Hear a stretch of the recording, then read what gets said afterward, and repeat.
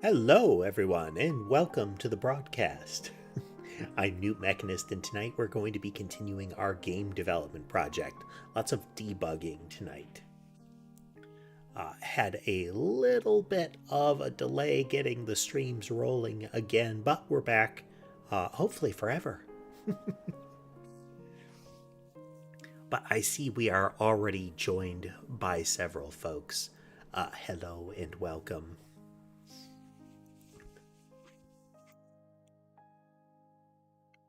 Let's see here.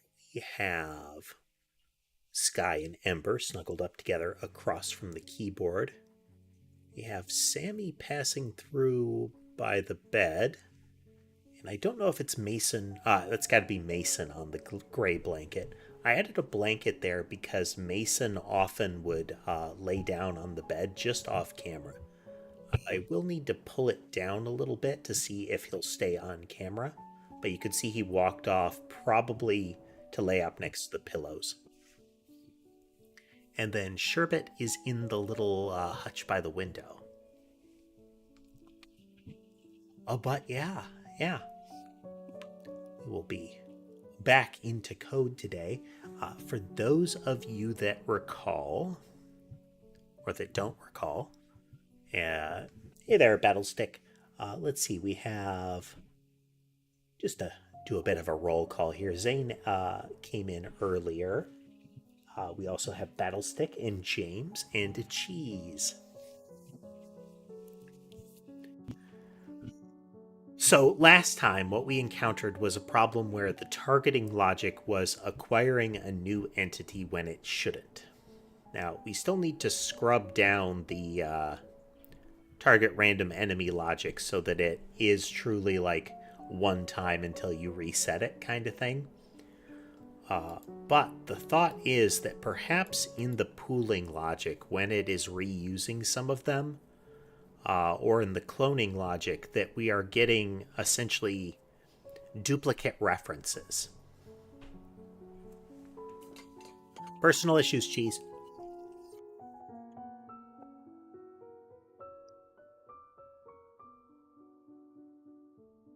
Let's see here. So we create one from a template.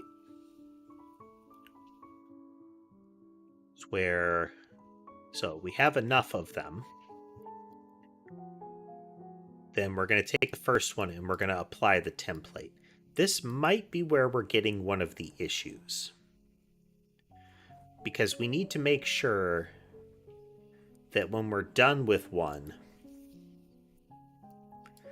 that we clear it out. And I think we need to put the kind of logic in here.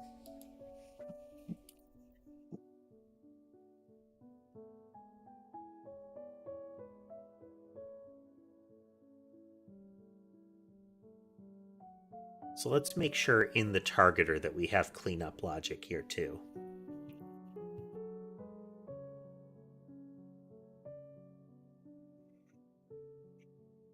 So again, it's the projectiles that are supposed to be like homing in on an enemy are mostly working, but given enough time, we're seeing that eventually ones that have lost their target suddenly acquire a new one, and they're not supposed to with the existing code.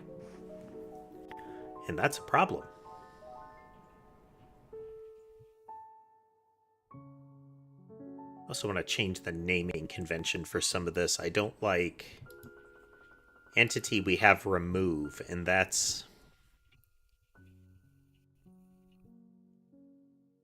that's fine. That's fine. It's fine. Avoid the propensity of renaming things willy-nilly.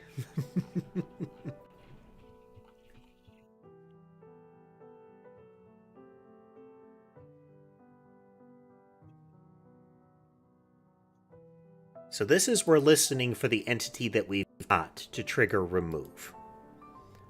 So we need to keep track of that, because if it happens, then we're going to disconnect it. Here is our connect to.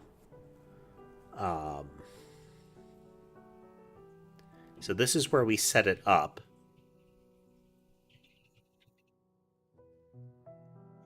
and of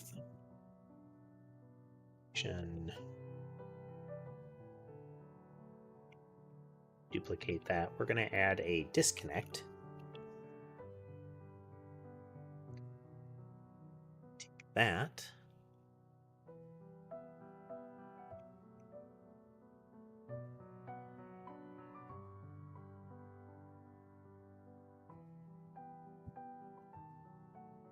Oh, okay. See, this is potentially an issue because this is the prior entity if we get that.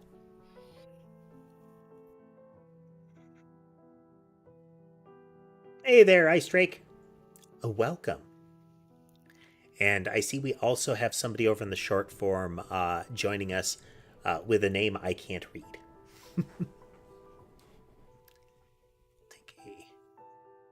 We are developing a game. We are making a Bullet Heaven style game.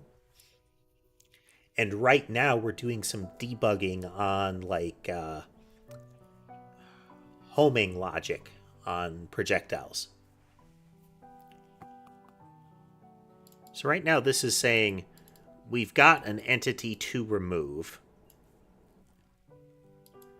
And we're saying, okay, disconnect this method from that entity.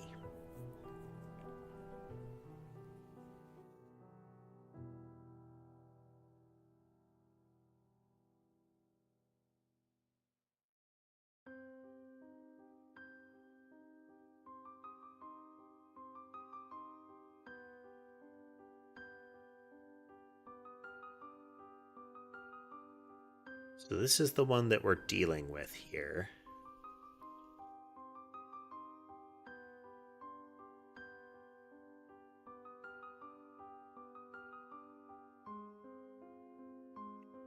Well, that's unfortunate, James.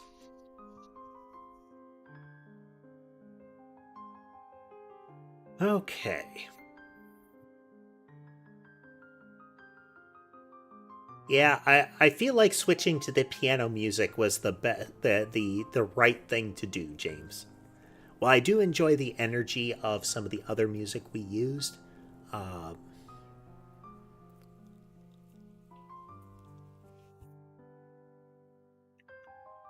I do enjoy the energy that some of the prior music had. Just kind of the vibe that the piano music gives, I think, is enjoyable. Okay.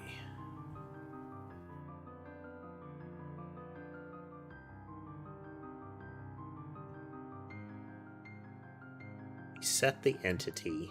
If we need to update the entity, we set it.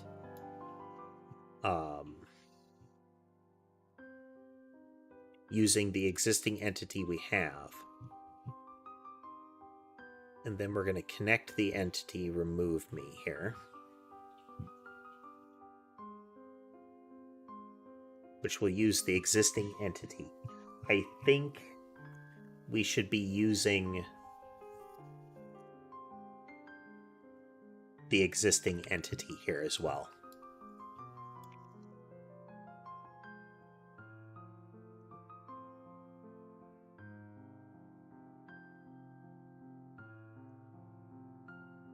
For those of you that aren't familiar with the stream, there's actually 3 streams running right now. If you do perceive me to be talking to somebody you can't see in chat, that's probably because they're in one of the other chats. If you're in the tall format, there is a pinned link to the widescreen. Some folks prefer the widescreen because they can see more of the code window. Makes it more readable.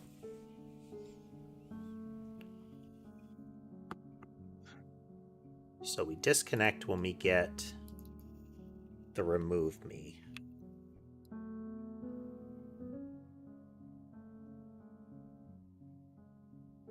Hello, Evil Sonic. Welcome.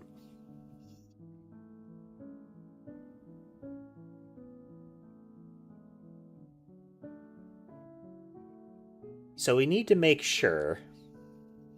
So this we need to do.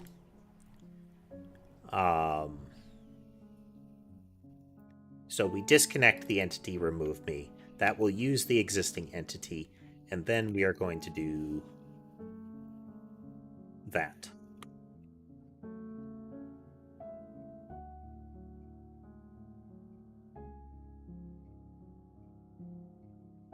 So what's happening here is that when we set the values to an entity, if we need to update the entity, we're going to connect it.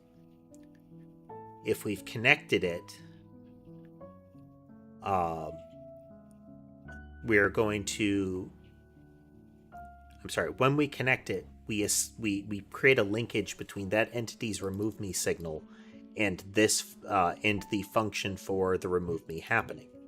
Remove me serves to disconnect it and to null the entity. We need to double check this. Well, thank you, Evil Sonic.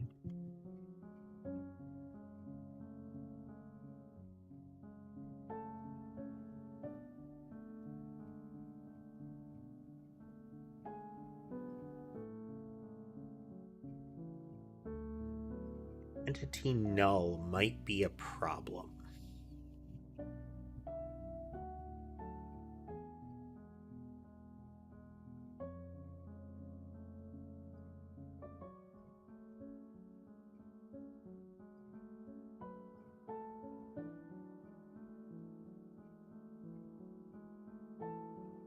I am simul-streaming. That's how I've got 3 lives going.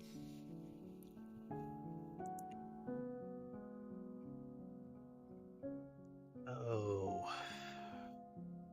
This could be a problem for tracking targeters.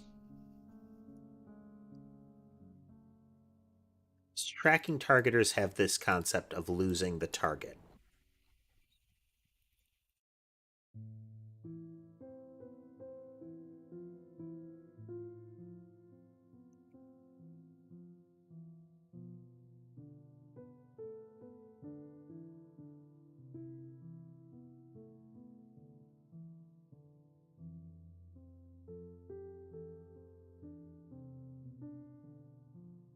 Which is okay. Let's verify this.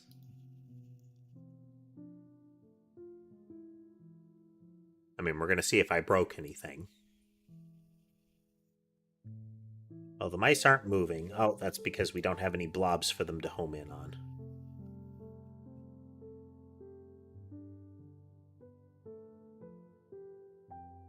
No, we should be getting blobs every 2 seconds.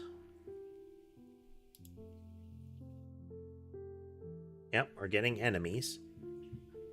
The mice are not homing, though. Are they set to home?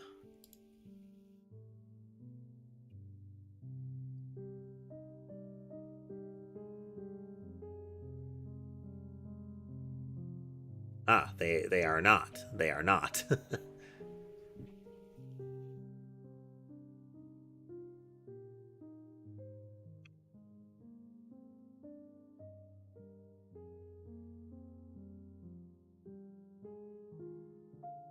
No, there are no there are no bot programs involved. I am streaming to. I have 3 different streams active at once. All the same me. Move.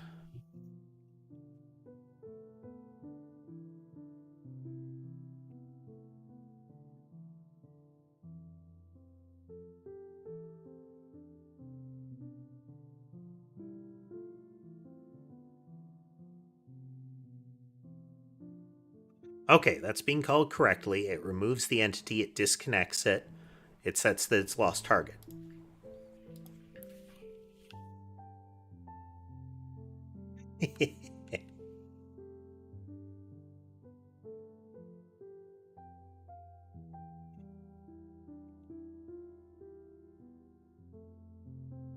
No, just the one PC doing the streaming. Hey there, Ciel.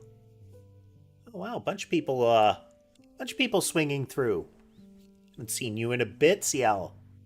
Welcome, folks, welcome. the ever so uncommon YouTube raid. We are getting there, CL. We are getting there. All right, let's make sure that we have our test case rolling here. It's Orbit Player. I thought I had one for that.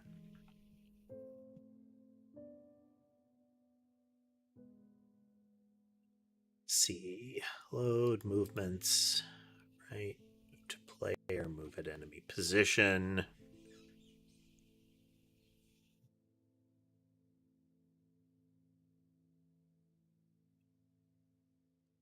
Target random enemy. Okay, we need move orbit.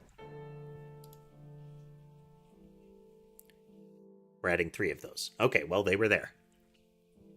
Yep, CL, yep. We are making we have been making this over the course of, I think this is the 65th stream right now. Okay, so we have our orbit moves here. Let's get those rolling. Yom.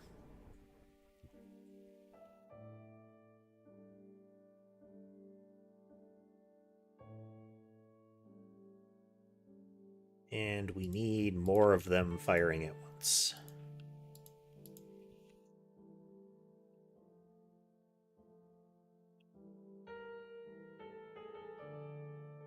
Okay, so you see how they're spinning in circles right now? That's what we want them to do. They go after their target. Oh, nope, see, that right there. That was the problem case. See how they keep whipping around trying to find other things? They're not supposed to do that.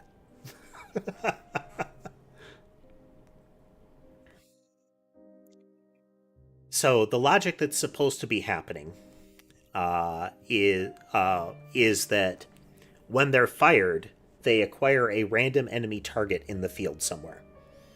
And they move to it very quickly and start to spin around it in a circle. We are seeing some aberrations, like they're not going to their actual radius because the target dies before they do. But that's still not supposed to happen.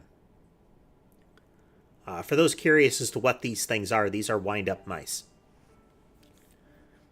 They're moving very quickly, so you can't see it clearly, but they have a little, like, their tail has a little blinky light that rotates like a key.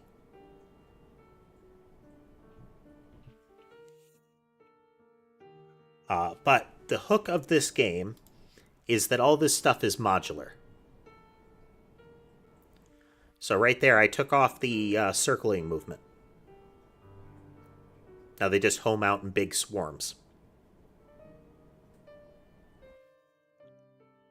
I can reduce the number of them coming out. I can make them move in S-curves. I don't have a proper icon for the S-curve right here.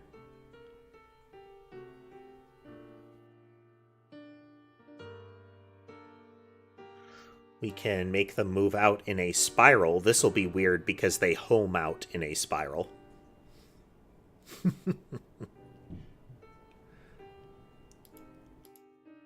We can make them fire out in little bursts. And the sequence of it matters. This is burst of 3 and then a spread of 3.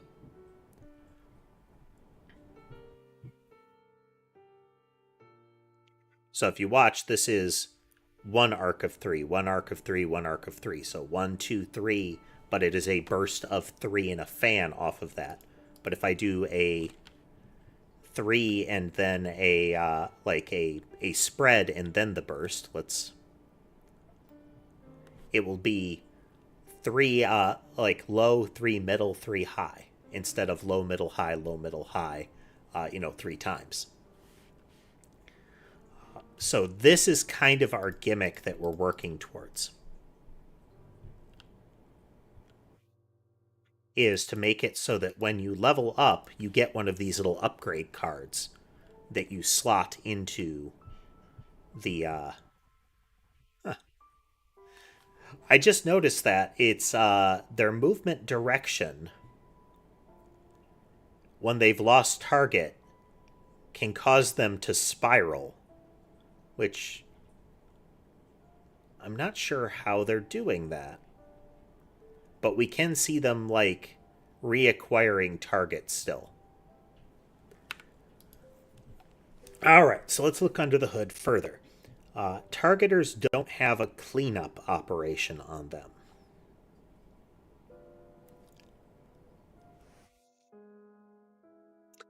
There are so many because we're testing stuff. This is not the actual game yet. These are just we're past like the lowest level underpinnings and we're moving into kind of middle and upper level systems. The sprites that I've created are ones that I intend to use. And the yarn ball and the homing mice are actual like weapon types that I want to use. But whether we're gonna exactly how some of it's gonna function is still up in the air. And that's why we're testing things right now. As for the sheer number that was happening, that's because we had spread of 3 into spread of 3 into spread of 3. So it was spawning 27 things at a time. 3 groups of 3 groups of 3.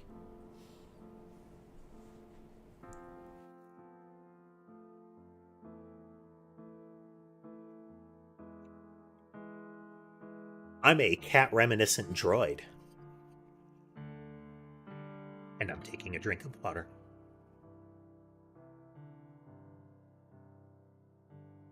I will leave any assumptions you'd like to make after that to you.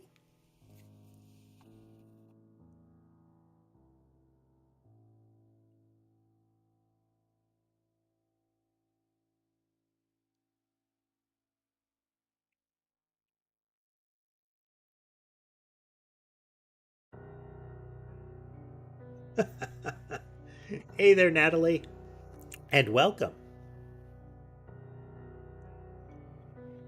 This is...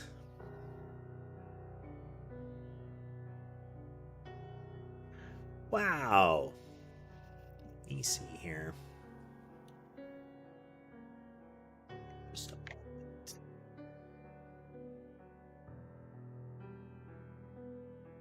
Doing okay, Natalie. Doing okay. We are trying to get our feet back under us. We've had a couple of a few bumpy days getting the streams rolling again, but I'm hoping we're back in there. I'm hoping we're back in there.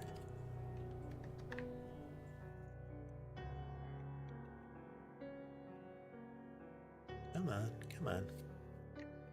Sing with some other windows here.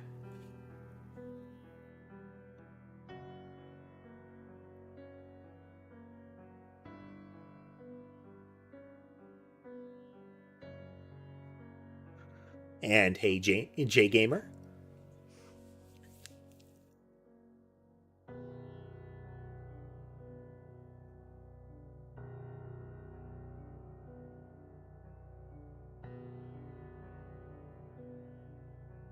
Yeah, just gotta work through some. Oh, we've got some airs actually.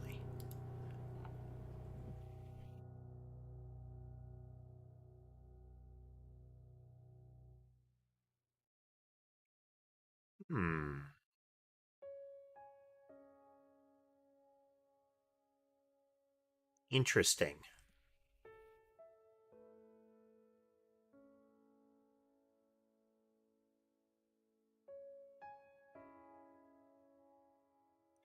We are working on our game project, J Gamer. We are currently trying to work out a bug in targeting.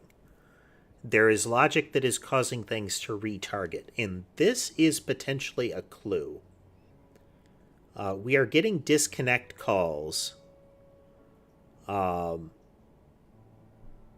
We're calling a disconnect when we don't need to. So when I go in...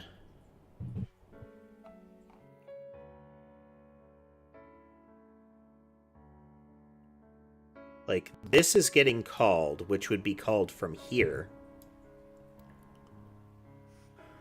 And if I'm calling this, I'm saying if I have an entity, disconnect it.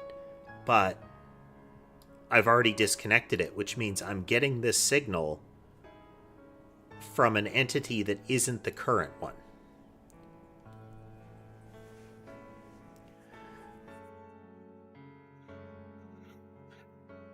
The question is whether I am planning to get it into stores. I'm hoping to get it onto something like Steam. We're still a ways off from distribution.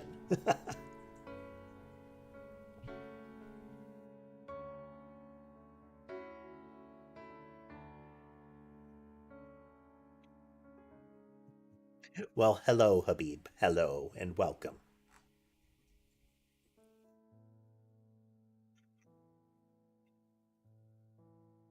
So this will be tricky. We know that anytime we change the entity, we need to disconnect this. I think that's going to be part of our problem. JGamer, the project name is Nyanite Survivors, just as a reference to Vampire Survivors, which is the game that kind of kicked off the craze for Bullet Heavens. Why don't I use Black Box? Not familiar with what you mean there, Natalie.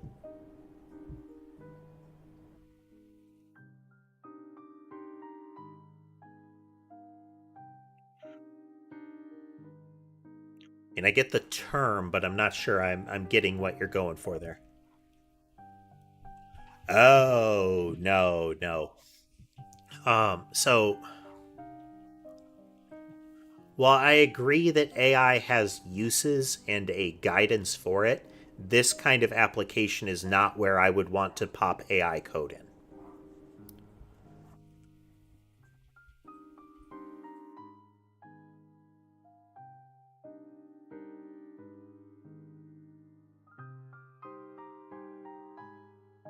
I thought I answered that one, but the goal is to get it onto a storefront like Steam, but we're still a ways off from doing that kind of thing.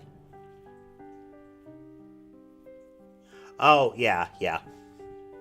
I mean, as far as code generation, that's kind of where AI suggestions would live, is in like IntelliType and similar.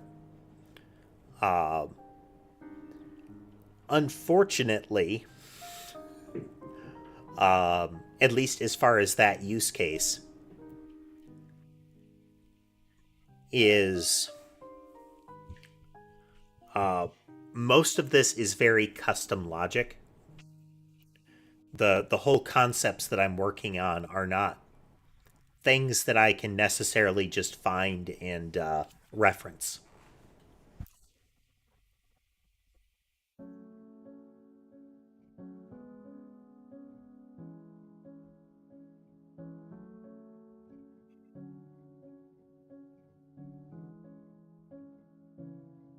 So this particular case is that we're attaching to an event on an entity when we get it. The any all of the things that you could see, the player character, the little mice, those are entities. As far as the naming convention I'm using, when we initially set this entity, we are doing the connection. But I don't think we're doing that everywhere.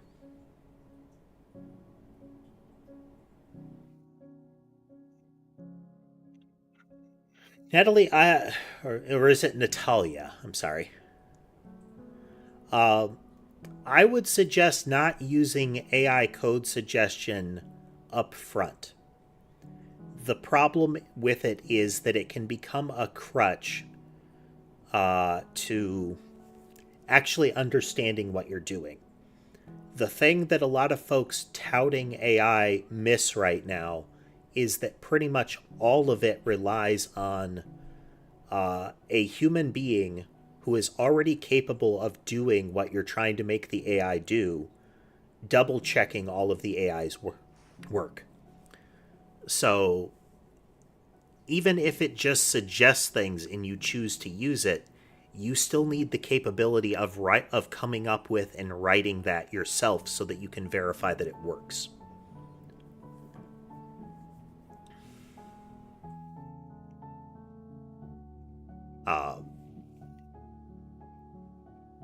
So, like, when it comes to code, you would essentially have to say, hey, what do you suggest for the code? I would take that and I'd have to look at it, you know?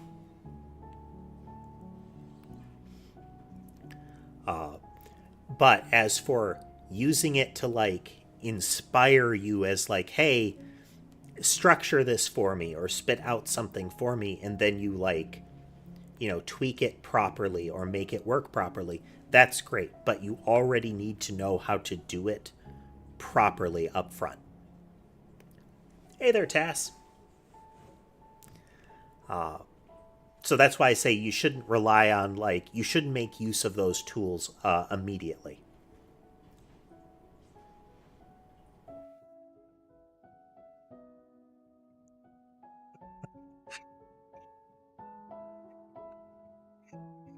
This is not meant to be an attack or anything like that, Natalia, but you've mentioned AI and blockchain within, let's say, 10 minutes. And oh no. Those are legitimate, like, technological patterns. Those are things that you can use in ways that will enhance stuff. But the way that they are talked about in tech circles usually is in a way that shows a fundamental lack of understanding of what they can be used for.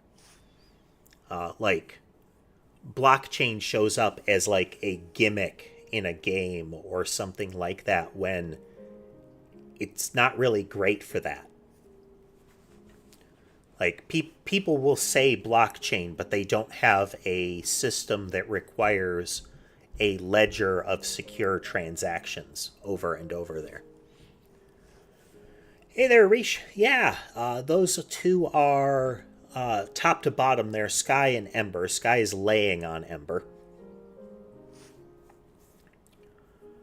AI is something that people are kind of grafting into things like customer service roles and similar, but or into, like, search, that kind of thing. But those tools are based on training data that is available. And so if they're trained on data that is flawed, they give flawed results. And sadly, the way that the industry is working, if one of them gives flawed results, all of the other ones are going to find those flawed results and be trained on them.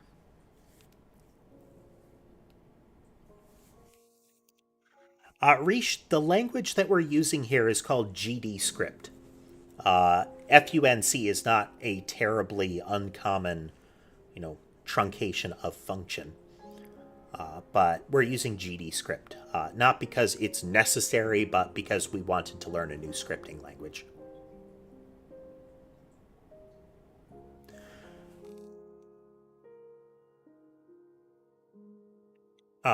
Natalia, yeah, it's that right now, the way that tech companies are fueling this AI craze is flawed and incestuous.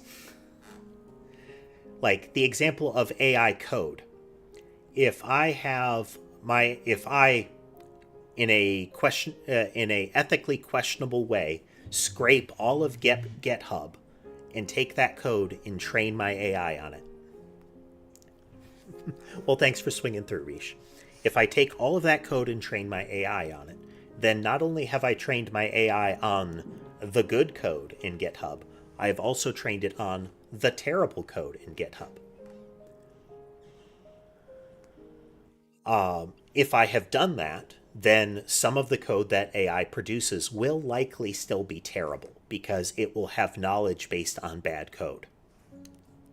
Well, quote unquote knowledge. It doesn't know a thing. It will then produce some of that bad code.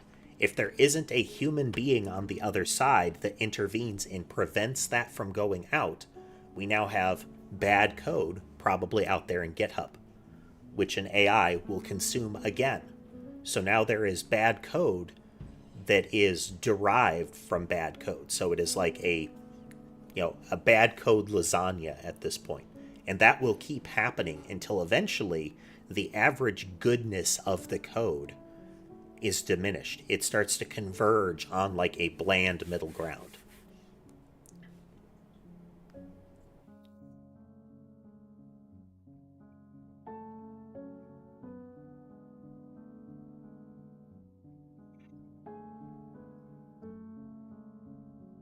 The trick with it, Natalia, and the trick with all of these is there has to be a human actor, a knowledgeable human actor to intervene and adjust things back in the right direction.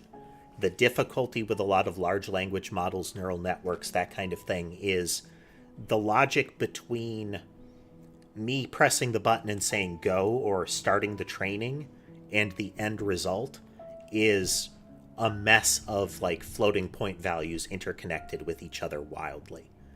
The ability for a human being to look under the hood and say, this is what's broken, this is why it do the wrong thing, is very, very limited.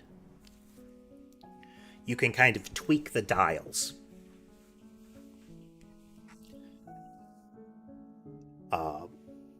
Which is, again, why most of the time that people are trying to replace like customer service and similar with AI, they should just be building an expert system and relaying it to a live person if that expert system at any point doesn't give them what they want.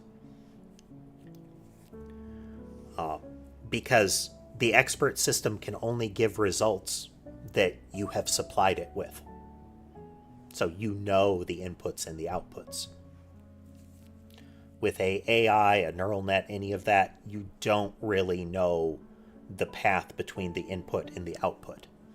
You've just looked at it and said, well, after training, I gave it this input and I liked the output. So I give it a pat on the head during the training process, and I assume that it will keep doing that during the live process. But it might not. It might tell people to make pizza with glue.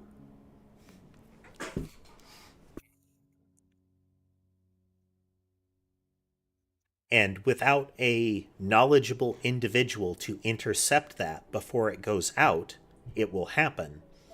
And if it happens, then somebody else will have to intervene to catch it and damage control. If you're dealing with a search engine, damage control is generally turn off that feature. If you're dealing with software, damage control is panic and call all of your customers and tell them, for the love of God, don't patch. What will we be doing tomorrow? Uncertain. I do want to try to stream more often, so I might try streaming tomorrow. But normally I don't stream on Thursdays. Anyhow, so it's when we set the target that is one of the issues.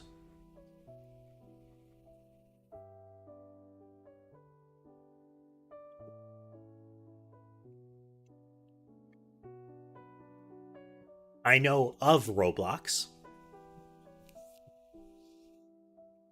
I do not play or really have interest in playing Roblox. I appreciate that they have a relatively fair, as far as payment economy goes. I do not like the coding society that has grown up around Roblox. There are questionable practices that they have been made aware of and have been slow to take action on.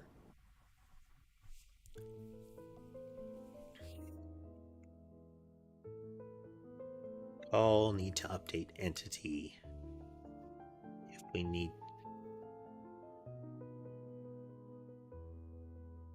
Okay, if we need to update either of them, we're going to call into set values. If we call into set values, we will connect a new one. It's when it disconnects that we need to make sure. So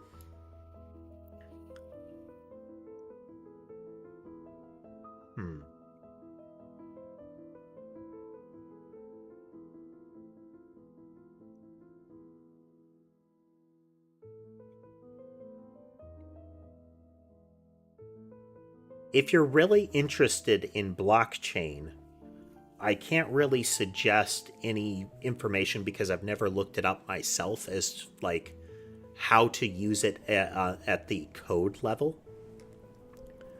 But I would suggest starting with things like wikis and whatnot instead of stuff like YouTube, because a whole lot of the media for blockchain out there, a whole lot of the information out there is wildly sensational. Do I know ARG? Do you mean augmented reality game or something else?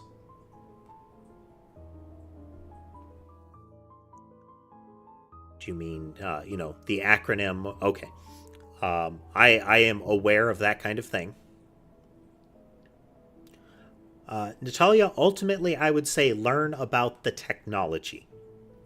Like, learn about how blockchains work first, because that's going to tell you what you can use it for. If you don't really know how it functions at a low level, then it's not going to be terribly useful for you when you are looking at making a product.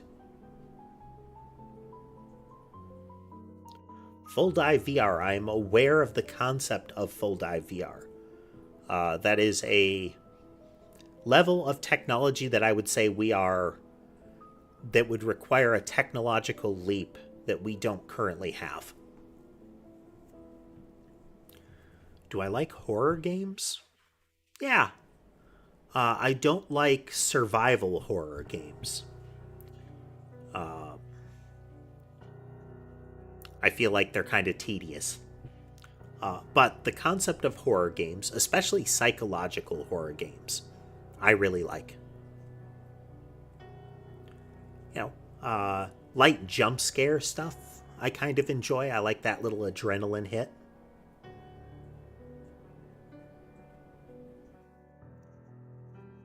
That's right, Parakeet. One of the tricks with blockchain is that people try to use it as an inventory database when it's not. It is a transaction ledger. There is no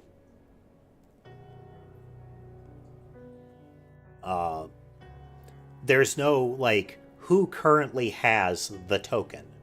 It is this token has passed from this hand to that hand, from this hand to that hand. So I can check and see, I could check and see some stuff, but it's not a database, as Parakeet has mentioned there. Hey there, Drew. Oh, back in Germany, huh? How's that going?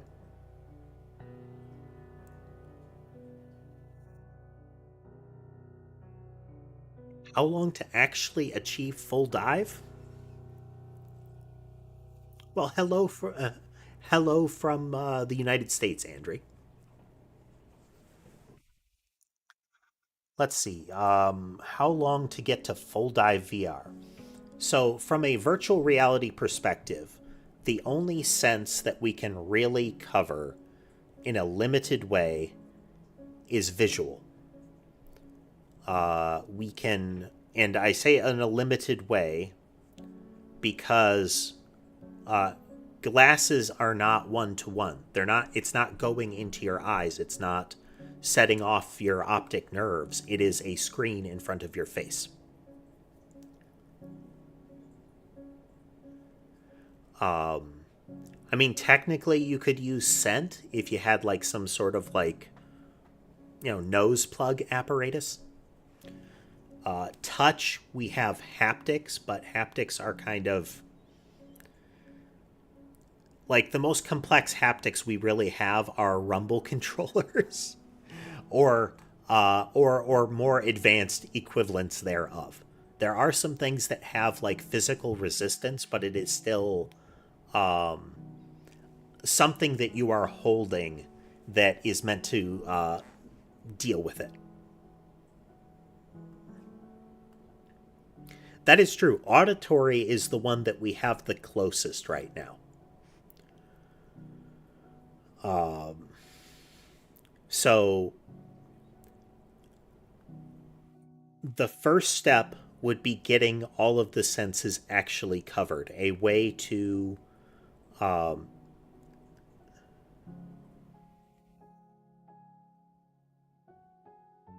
Well, I see somebody tried to put a link in Twitch chat.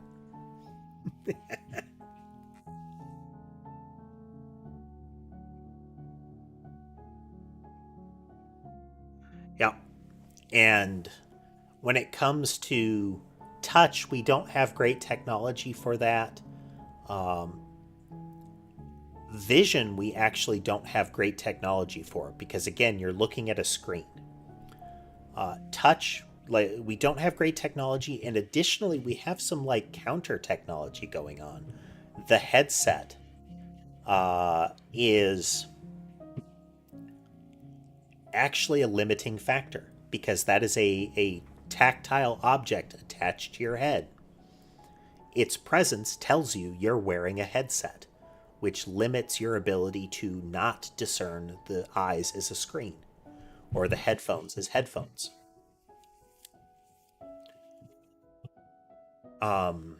Scent and taste are going to be regulatory nightmares. Because, if I have to, in a United States sense, you don't want your VR headset to be subjected to FDA regulations.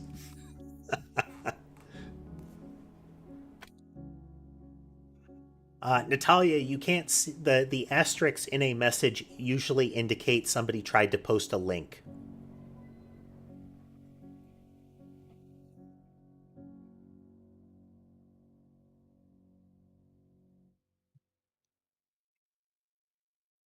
Most of my chats block links because people cannot be trusted. Okay, so circling back around, what we're going to do, I am going to step out for just a moment and be right back. Quick little break. And then we're going to get back into this debugging here because I have some thoughts.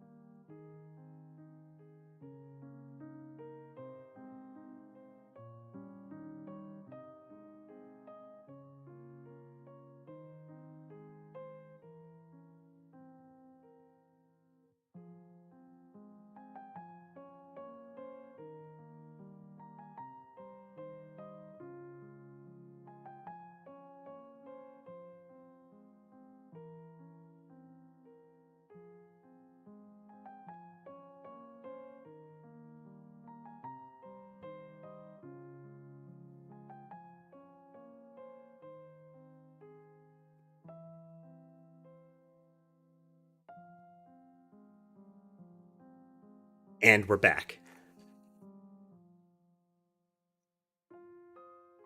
Okay, so looking at the stack here,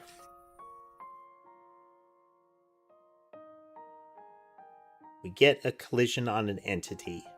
We trigger the interactions. So this is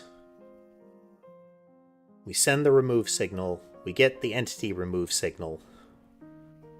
The targeter receives it, the targeter says to disconnect it. It doesn't have that. Why is there a cat there? The cats are a critical feature here at Catbot Corporation. We keep track of all of the cats on camera for as long as possible. So we have those two across from the keyboard. We have Sammy and a thin sliver of Mason visible on the bed. And then Sherbet in the window. Why? Why not?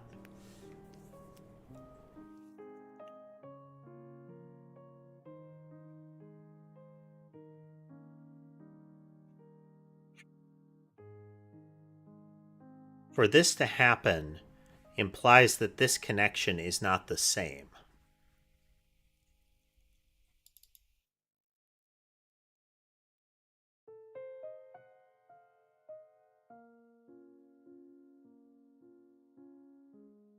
We call that, and then we null the entity.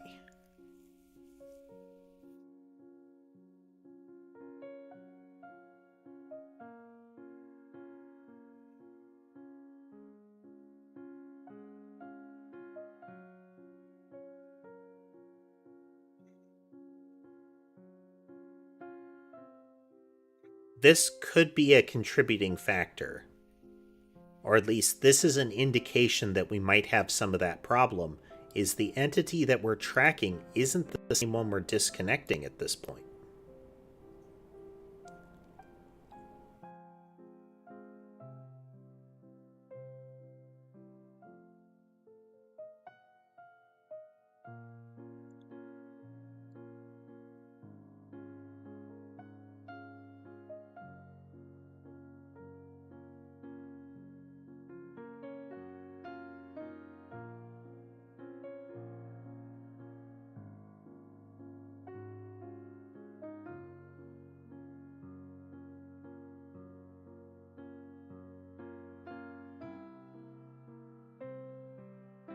Connect.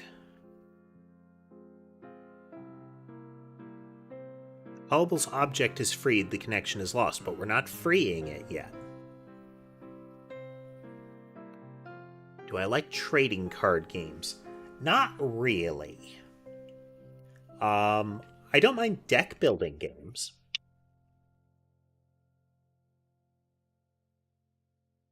Are the cats still okay? Yeah.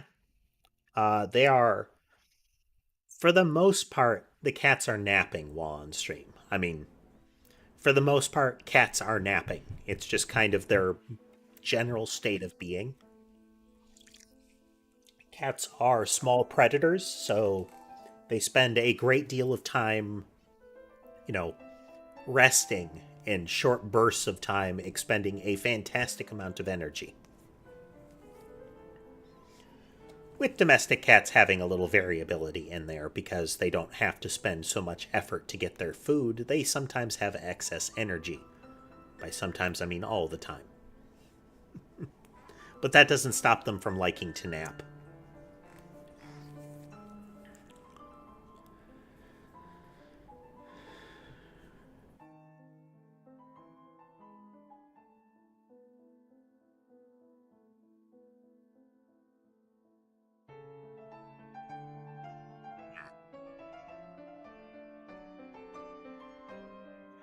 What do the cats eat? I generally try to give them some Friskies wet food each day. Every so many days minimum. And then otherwise, there's some, I think it's Blue Wilderness or something like that. There's some decent quality kibble that I give them. I do not speak any Russian. The only times I'm able to perceive any is by repeated contact and by using translation software. I don't give them any fish. Fish is like carrots for rabbits. It's not actually part of their common diet.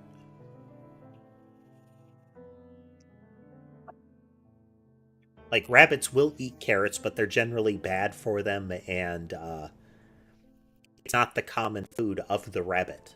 With cats, let's put it this way: how would a house cat catch a tuna?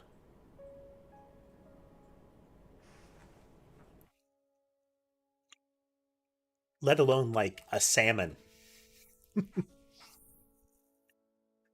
But yeah, generally meat and meat related. To be clear, the seafood generally won't hurt them. It's just for some folks, they think it's the go to. Like, oh, cats eat fish, right? No, they eat meat, and fish are made of meat.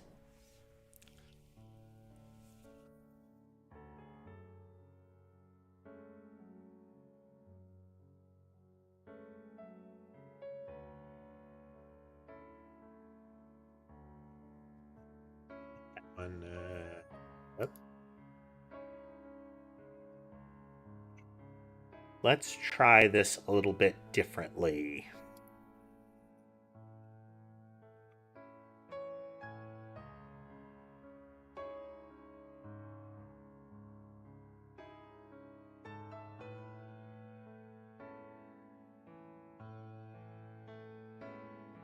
Connect a callable. Okay, let's try.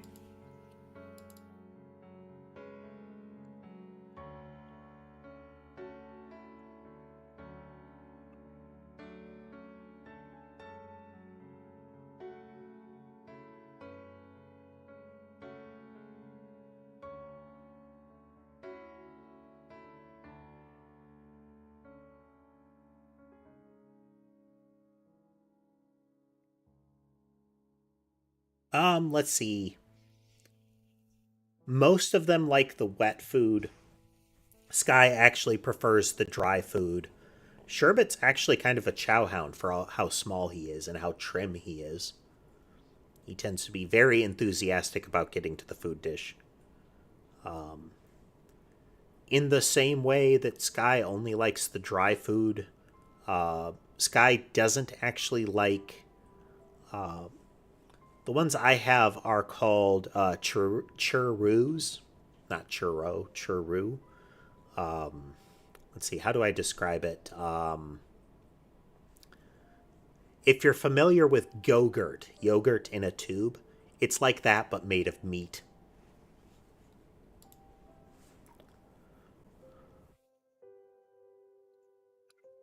Fire a whole bunch of them out at once.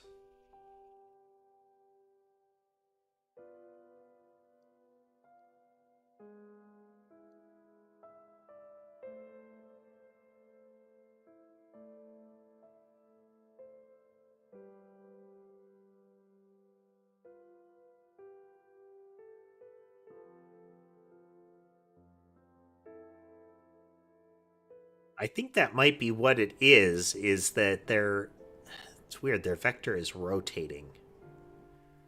I think we might be getting some retargets again.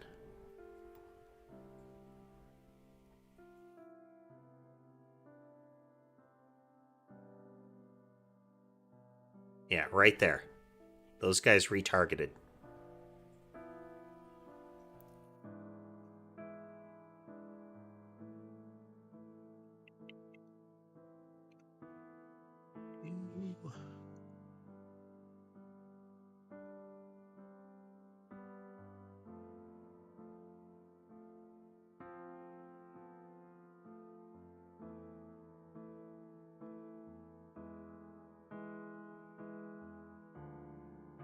Would generally need a reason to do that to somebody.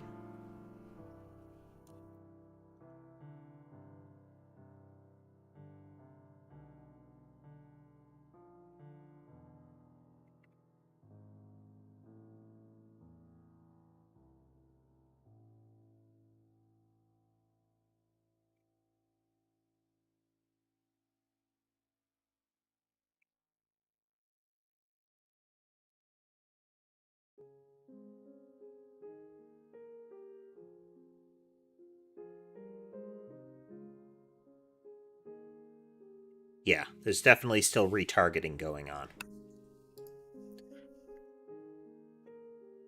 Okay, but I think I think that's still a good marker. Let me get a commit on that.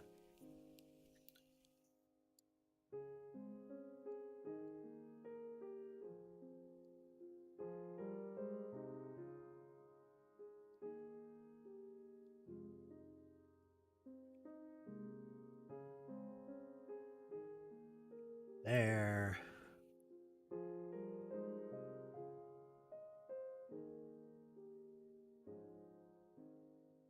Here. Yeah.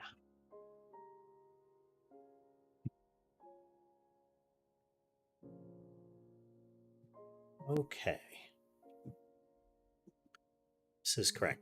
Now, there's nothing that cleans up a targeter if it gets removed. So I think that's going to be part of our problem, is the targeters are going to persist after death.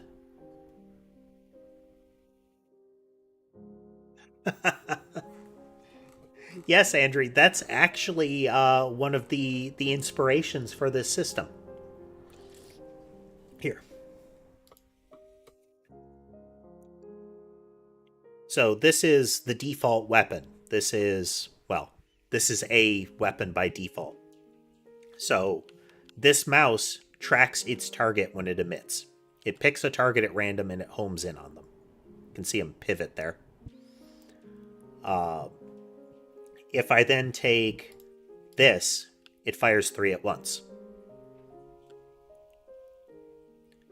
If I do this again, now it fires 3 groups of 3 at once. It looks like 5. Trust me, there's 9 of them.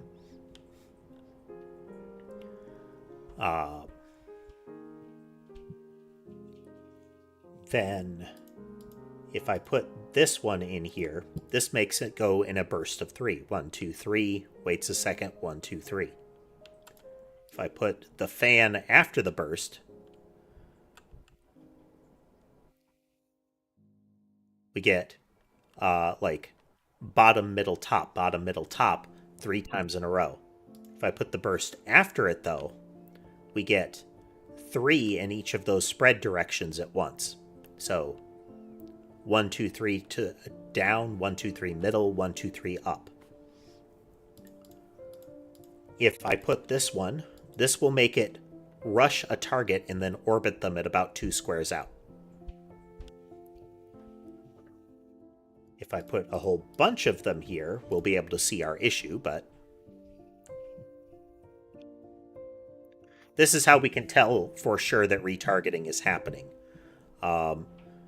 When their target is dead, they should just orbit in place. But that happened. See how they're suddenly just swarming over? That's not supposed to happen. Which means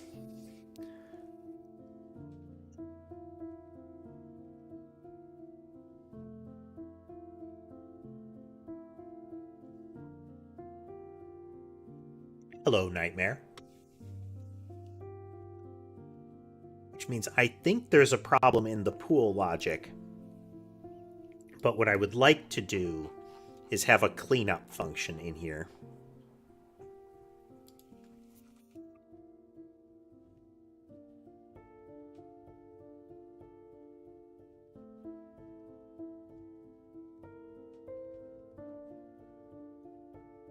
Which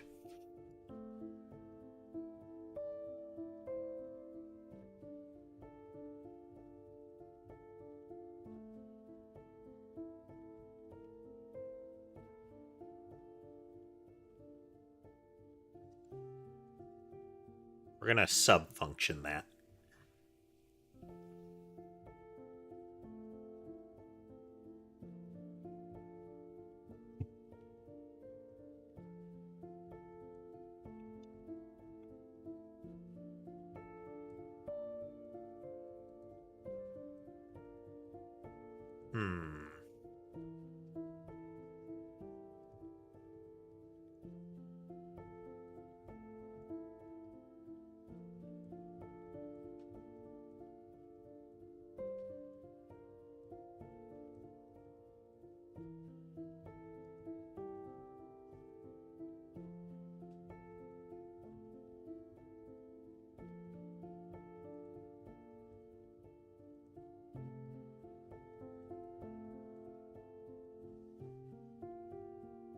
This is just for clearing the entity.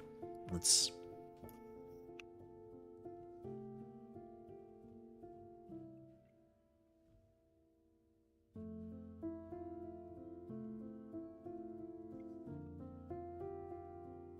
We get a remove call, we clear the entity. So as part of remove, we're going to clear entity. And then by default, a targeter has a direction.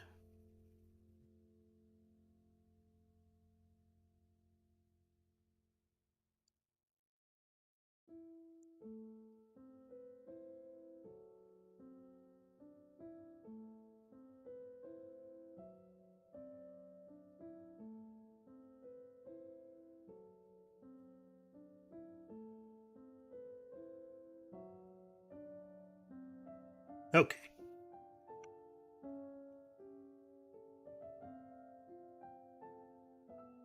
So then in a targeting tracker,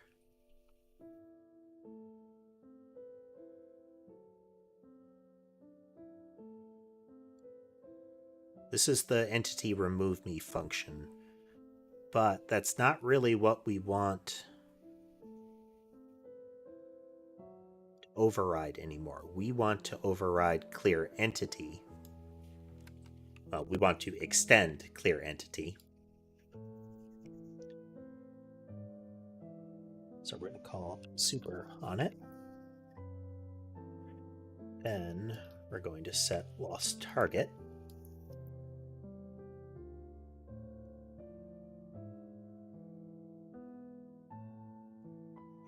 We'll need to reload that.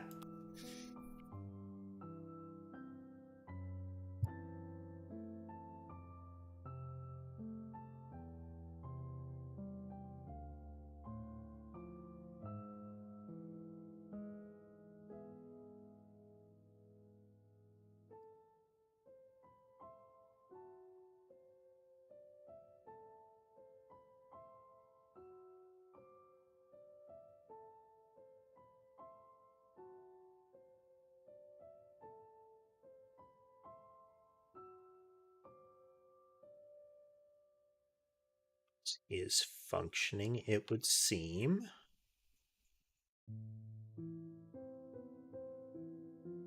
Not generating any extra errors. Everything we've got is just syntax warning. We're going to actually accelerate this a little bit.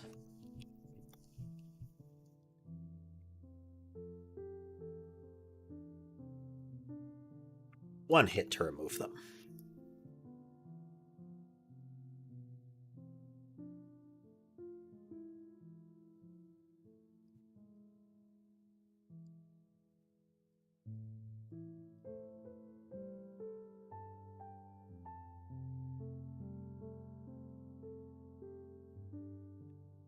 Okay, we are almost immediately getting the issue because it's so fast to wipe them out that we are getting this issue very quickly. We are no longer getting errors, so the disconnects are happening cleanly.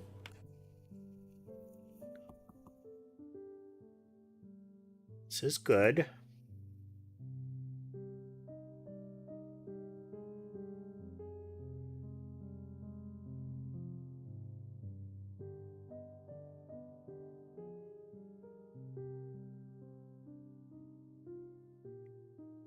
So now we need to go into the targeter and have that cleanup happen.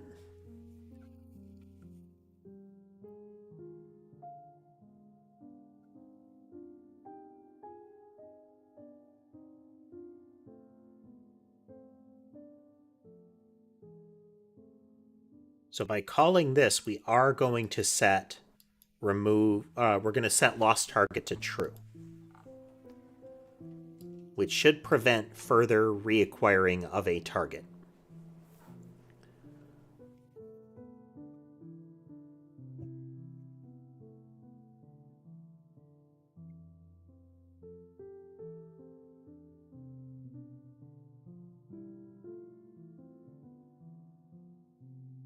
Also wouldn't have... We would never get that. If we've lost the target, we don't get another one.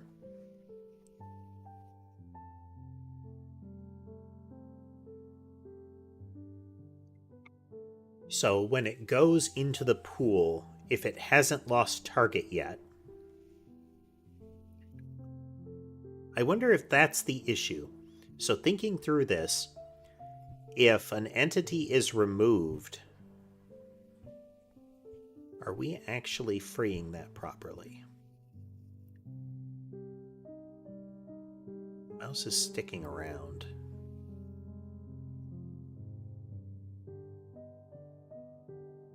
Let's do them one at a time here.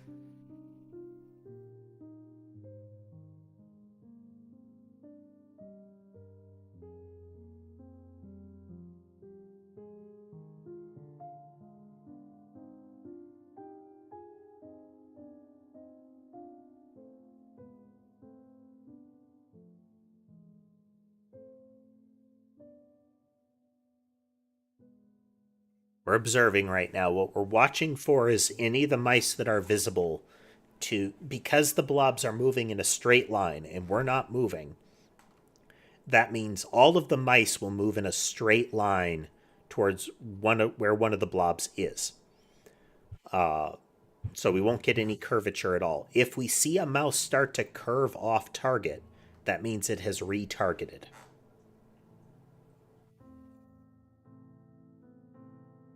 The fact that we're not getting that is interesting.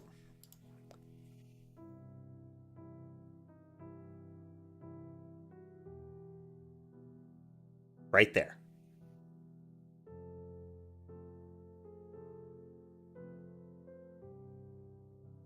We're starting to get aberrant behavior. It should be doing what that one's doing. It should be just continuing along if it loses target. But instead, we're having them spin in place. That's weird. That implies that it thinks there's a target somewhere. It should only be turning if it's trying to acquire a target.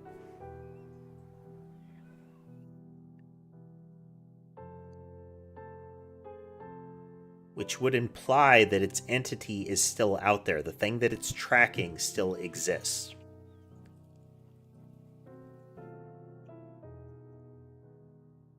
Okay, so if we go into the targeter pool,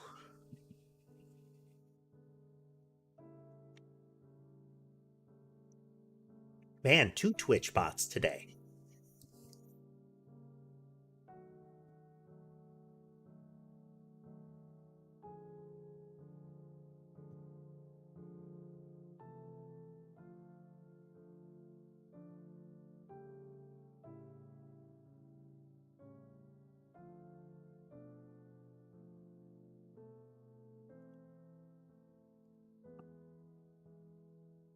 Let's see. This would imply that in the chain of events for targeting, we're not releasing it properly. So let's go into our targeting pool here.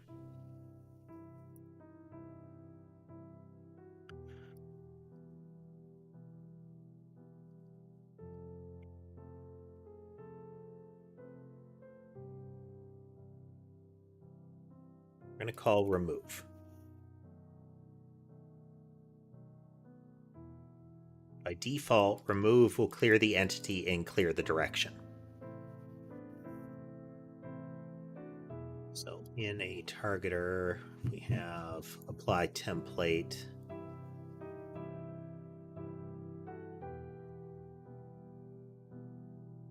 Then we'll initialize it, which will reset lost target. So we look in here, we release it, we create it, which will initialize it. Okay.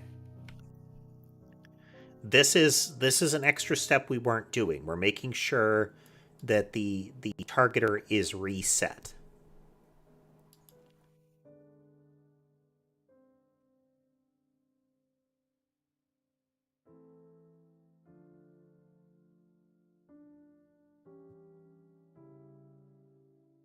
Yeah.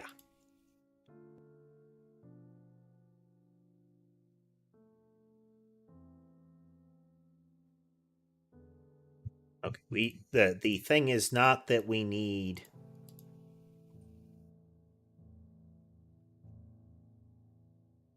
We are getting the turns in place.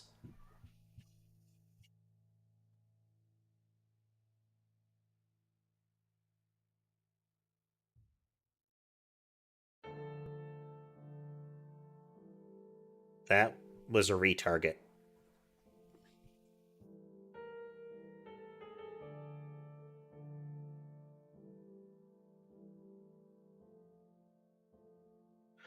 The turns in place might be due to the tracking logic. Yeah, we are still getting retargets.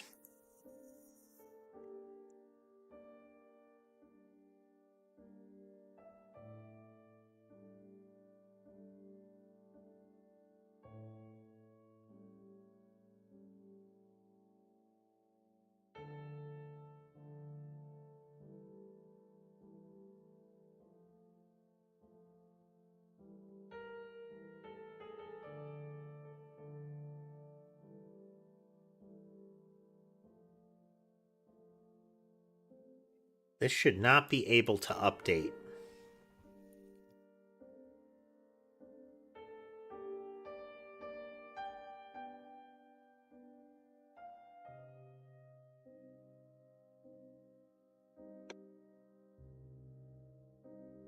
We should not be getting this. It would imply that the tracker for a given entity. Oh, wow, we got a bunch of errors in here.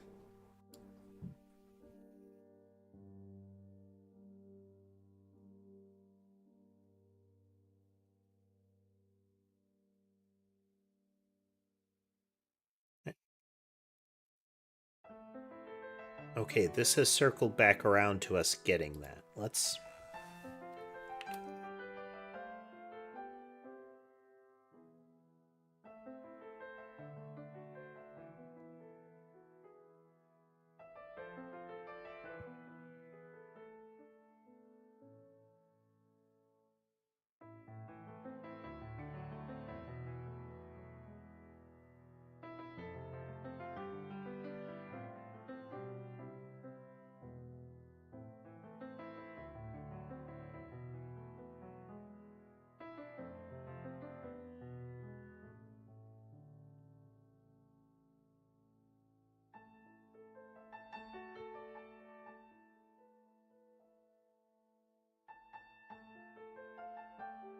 We're still getting retargets. The extra remove was emitting errors in that the signal... the signal has already been removed by the time it gets here.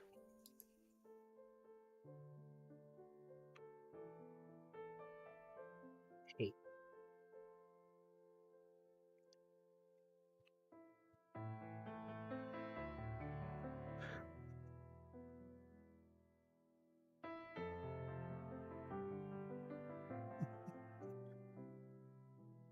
And hello, welcome everyone.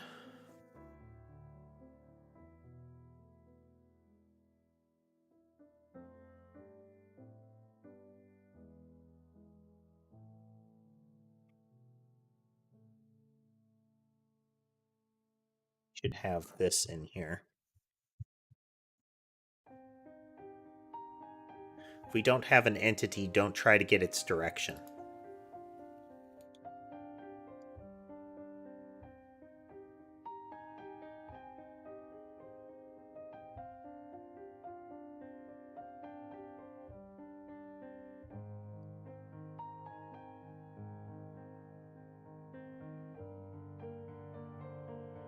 Ah, well, that's... we needed that.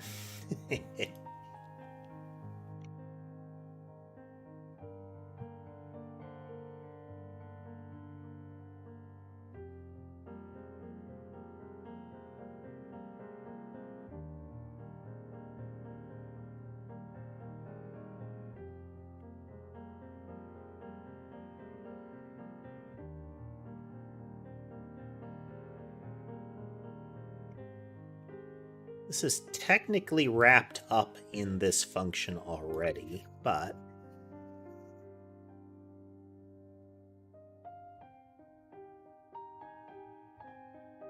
random direction.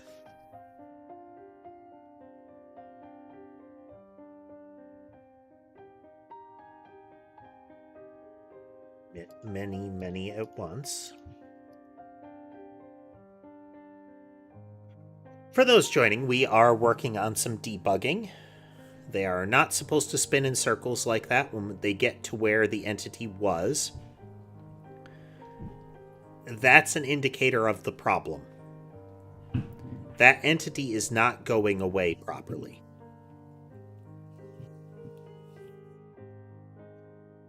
They are tracking an entity that has been removed. That's what's happening. And they don't have the turn radius to deal with it.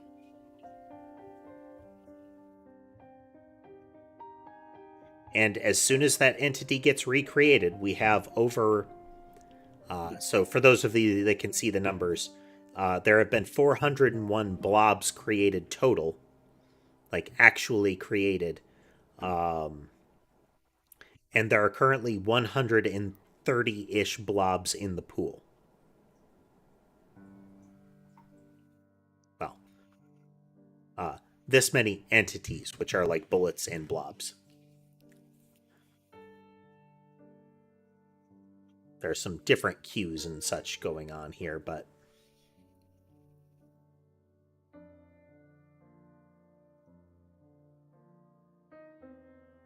yeah, it's anytime we see them circling like that, that means that they're still tracking what they were originally aiming at. Right there. That whole cluster got to where the blob originally was and passed through it and then tried to circle back around to hit it again. It's already gone. So this is not the issue right here.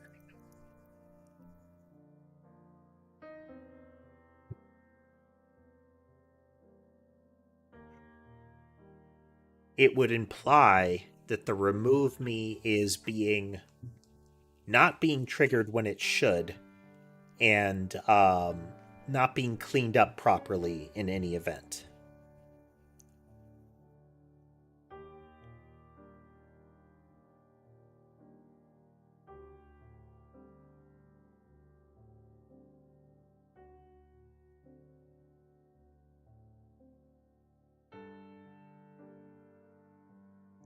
The remove me, we have entity remove me.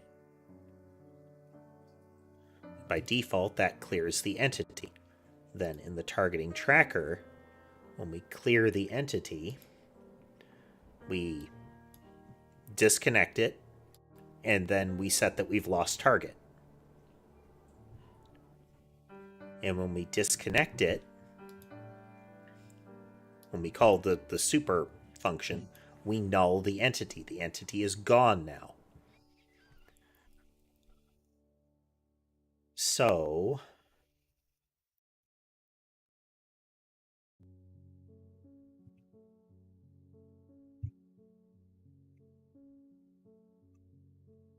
I'm gonna if entity debug bring print debug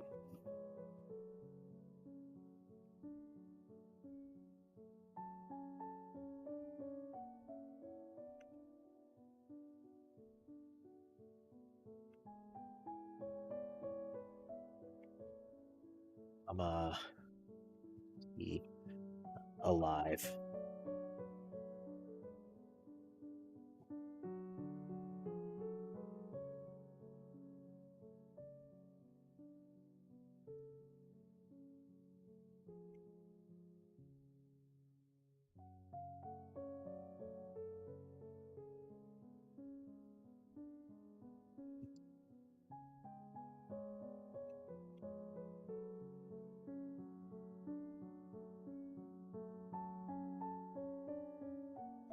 This should never say false.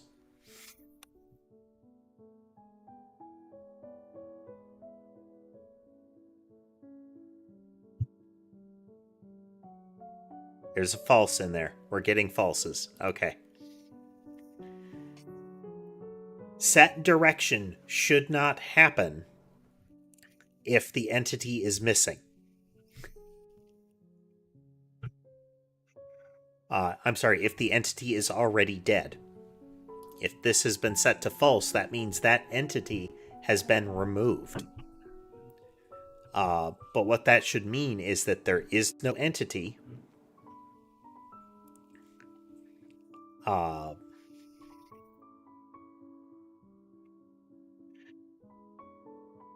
in this method. That entity should be gone. Uh, so, uh, let's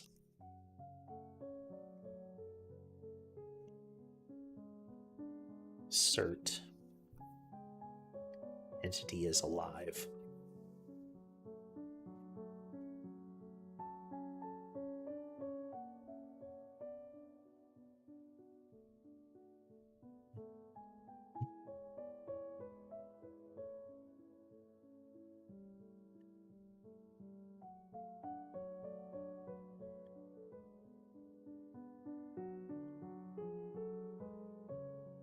It is possible.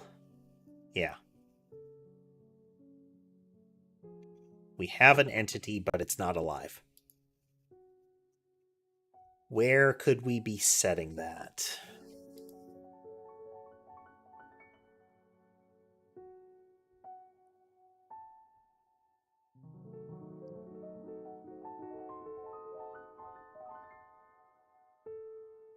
Only when we call alive.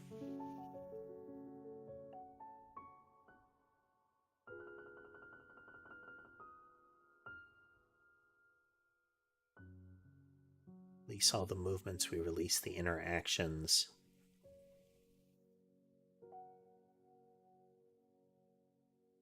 Then in the movement pool,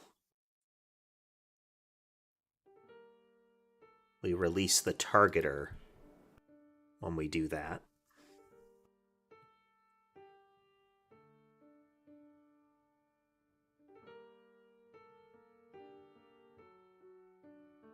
Welcome back, Cheese.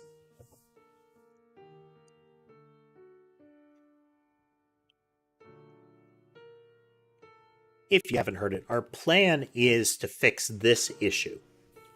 This is an issue with targeting in that the thing that we're targeting, like the blob that a projectile is homing on,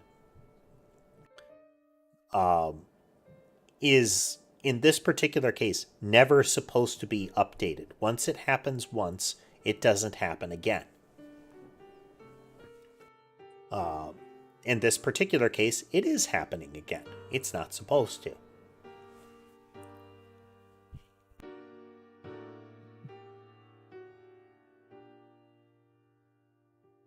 I'm sorry, no, it's not actually happening again. The problem is, this is not going away properly.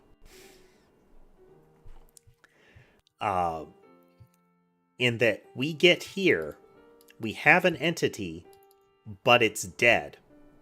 It has been removed.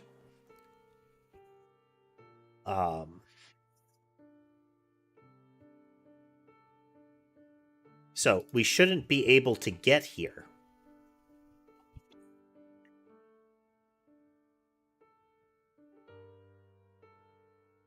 Because in the targeter,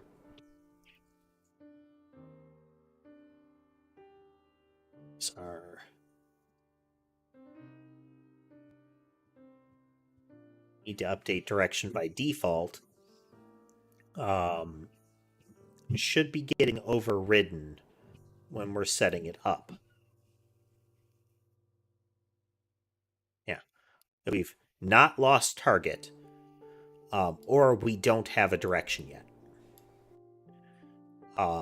This should only happen when there is no blob. So we're going to call that, and there will not be an entity. So we won't call into this logic.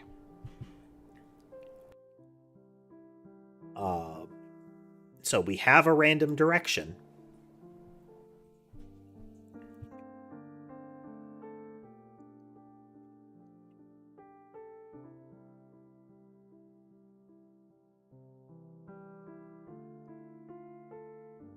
So if we have lost target, that is...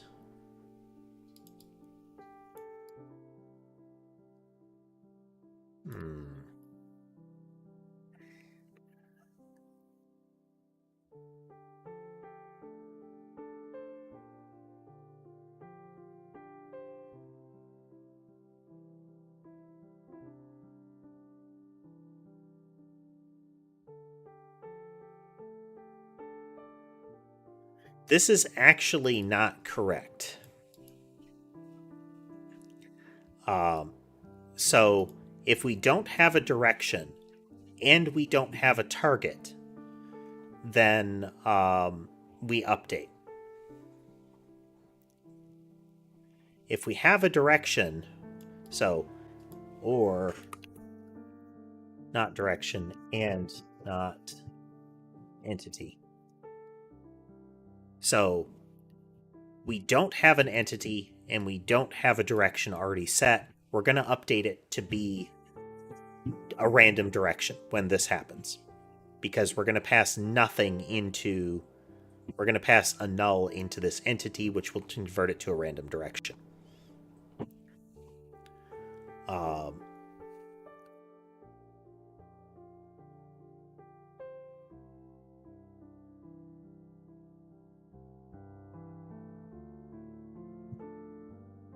So a couple things, Cheese.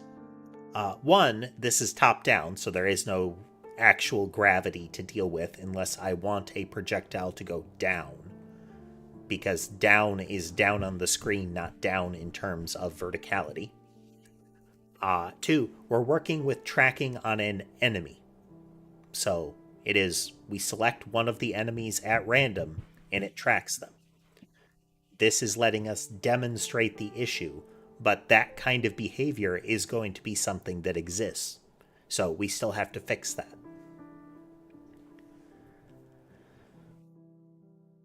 Okay.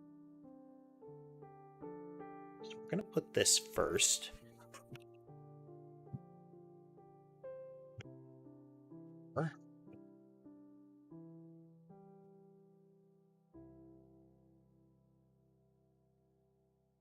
Actually, so first we need no entity. And not direction or not lost target.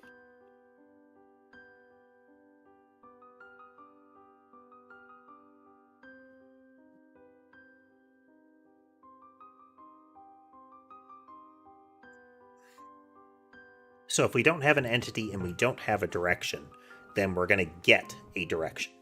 If we don't have an entity,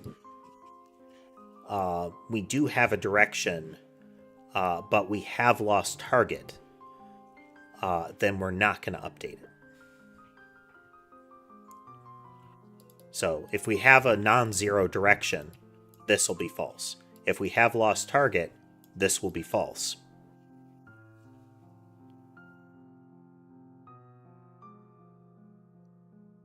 And if we don't have an entity, this will be true. So this has to be true.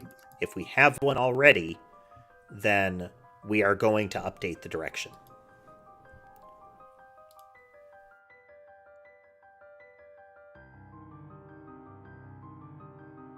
Okay, we have failed in some regard there. Okay. Quick break and then back to it.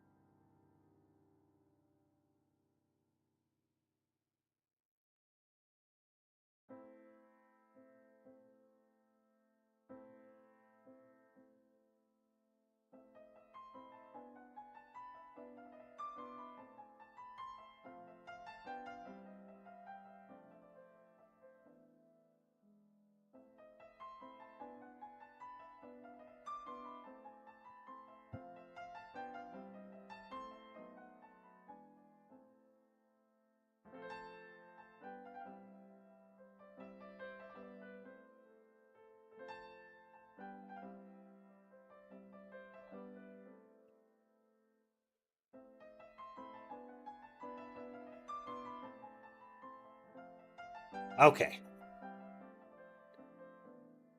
This was not correct.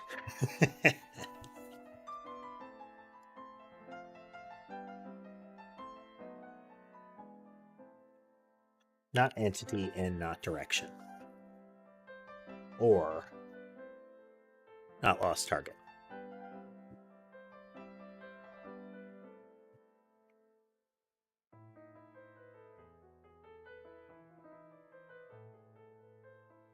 There is no 2D gravity, Cheese. Here, let me. If there were gravity, it would be on the z-axis, and none of the math is done on the z-axis.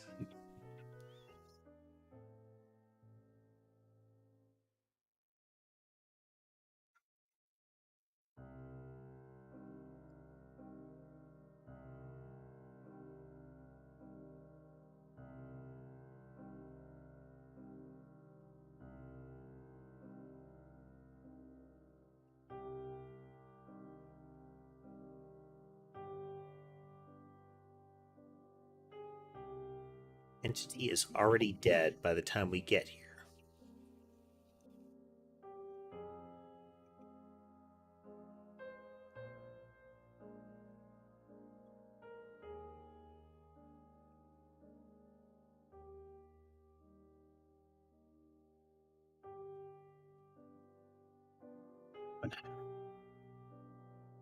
It is possible that this physics event is happening at the same time as the event that is raising the remove me event. Which would mean that this still needs to account for the fact that the entity might not be alive at the time. So let's actually...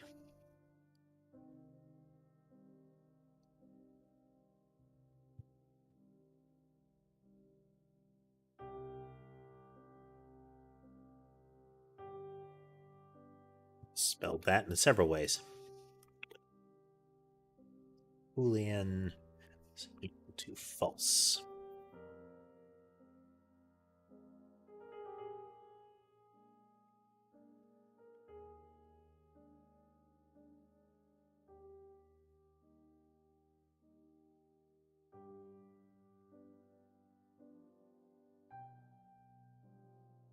Have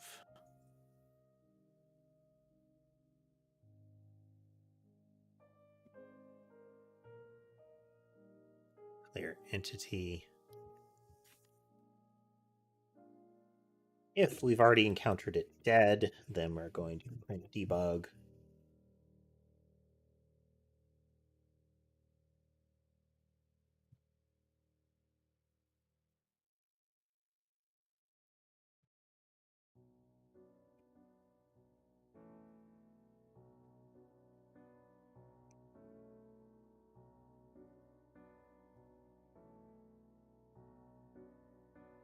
Okay, so this is a fundamental assertion here, is that it's possible that the entity is already dead by the time we get to it. Because this movement function is still being handled, like all of them are getting their movement functions handled at the time that a collision could be happening. Okay. Let's...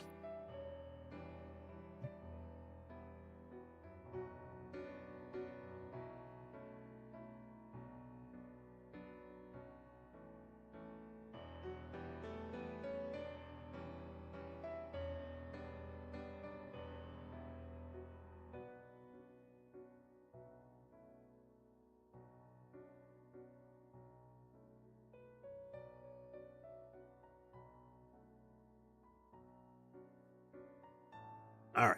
Quick experiment.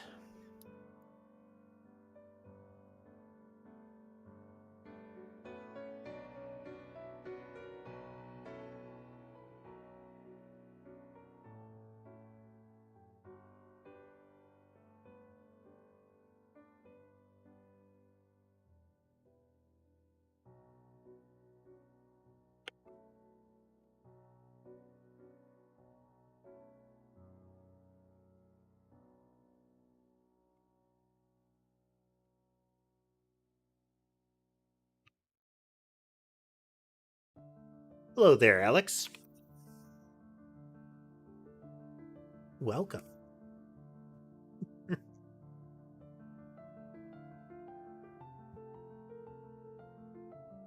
Okay, I want to call deferred on this.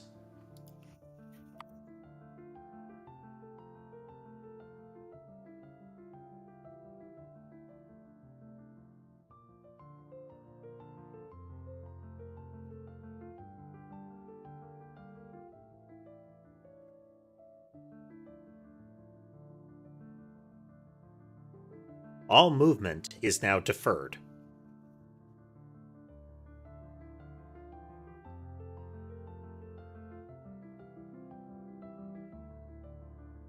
Ah. What sort of kitten? What does it look like?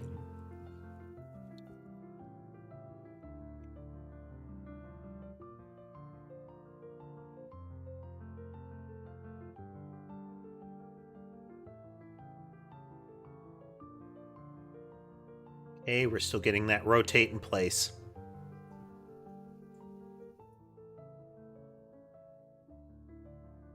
Means we will start to see retarget logic. Yep.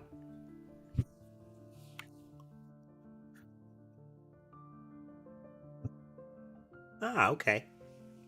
So kind of tuxedo, Alex?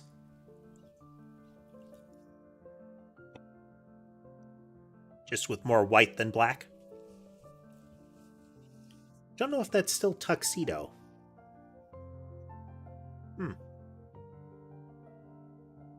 I don't know what the limit on that coloration scheme is.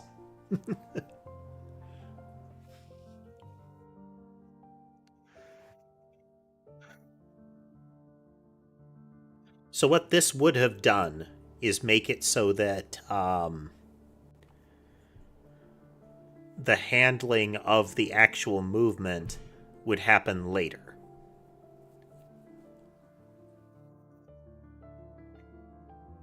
Which would kind of desync that ultimate movement logic, but I think we might have further issues here.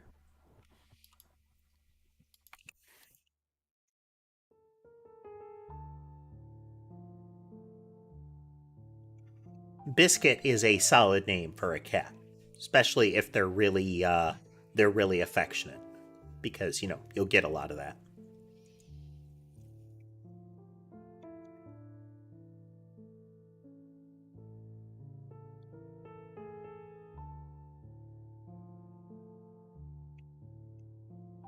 What if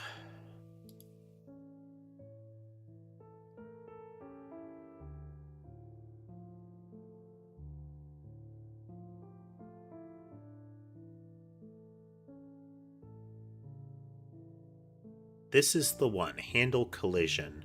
A collision zone is the thing that ultimately has a collision happen.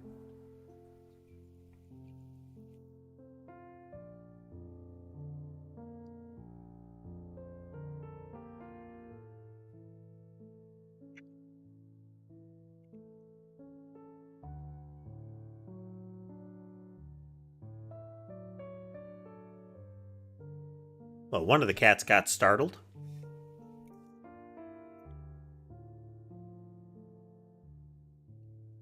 There was a sound.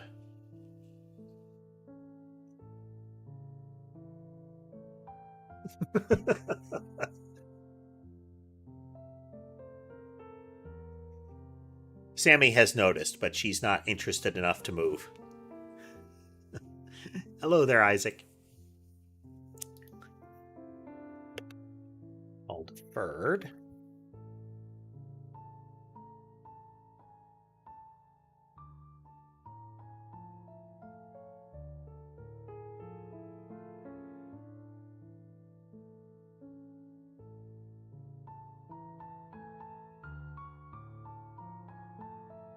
Oh, still have the orbit.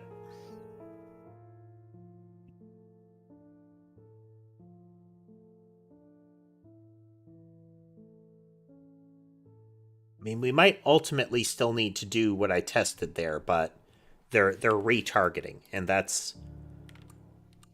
So it is not really like an order of operations thing.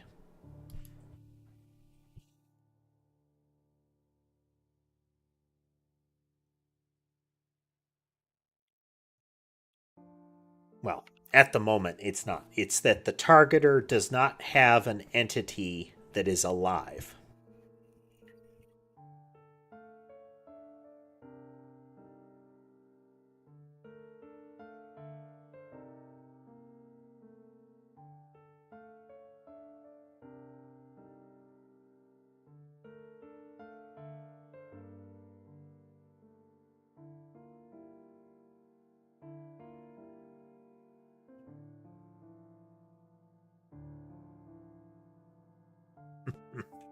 No giant mutant cheese yet, Lunar. We're still trying to track down the tracking bug. Okay, so we know that as far as the targeter is concerned, the entity that we're supposed to be tracking has been is removed. It has been released, but the targeter still has it.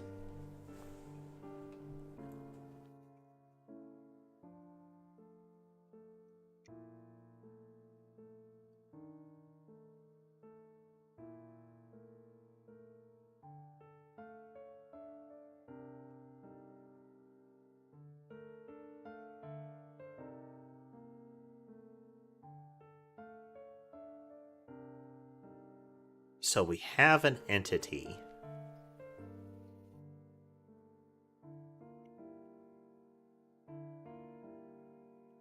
We're just going to put that in there real quickly to see if we get a removal of part of the aberration here.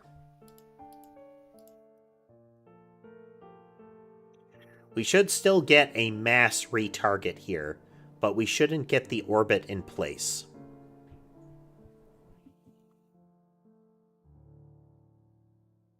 Okay. So they hit, they converge, they pass through each other, they're continuing the same direction. This confirms that the entity that they were targeting, and that they still have, is flagged as is not alive. But as soon as that happens, we should be emitting the remove me signal.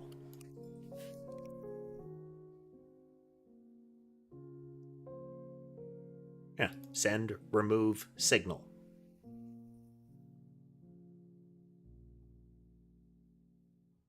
This should happen, which we should then subsequently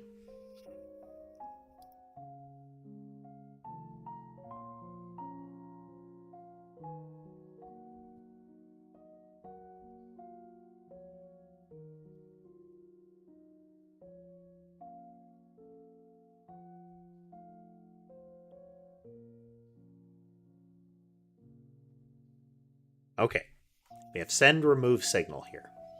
We're going to go into our tracking targeter, and we're going to look at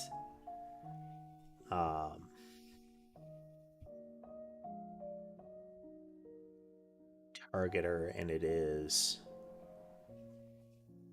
entity remove me, or we're going to call clear entity.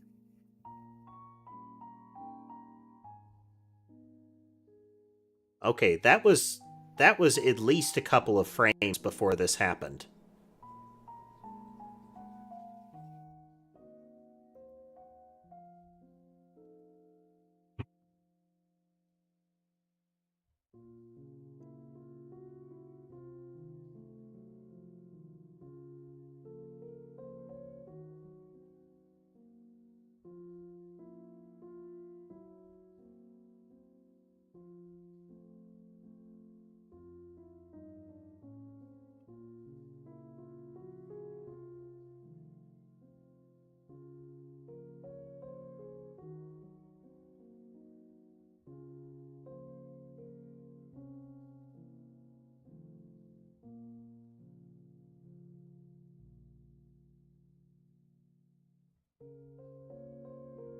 Why did it take so long for that to happen?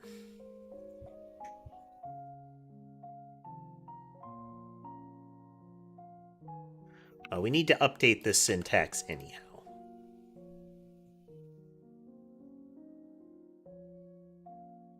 Like, we should be using this syntax.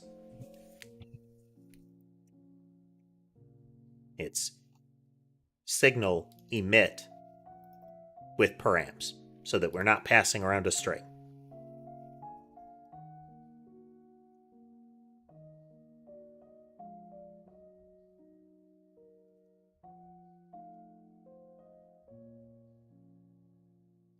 That entity, we release that entity.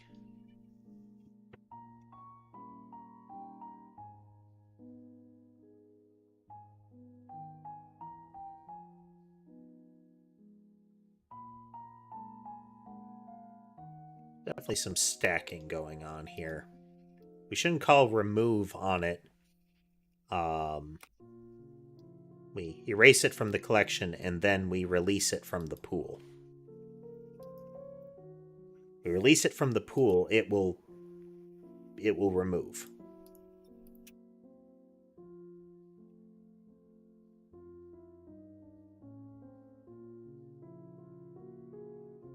Still having the circle in place.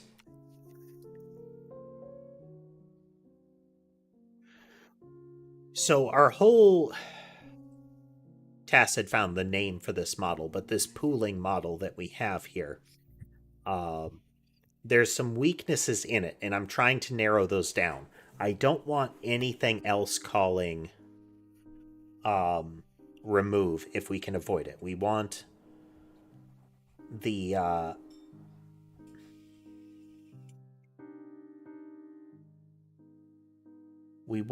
pool to handle that where possible. Anything that wants to call remove on an entity should release it back to the pool.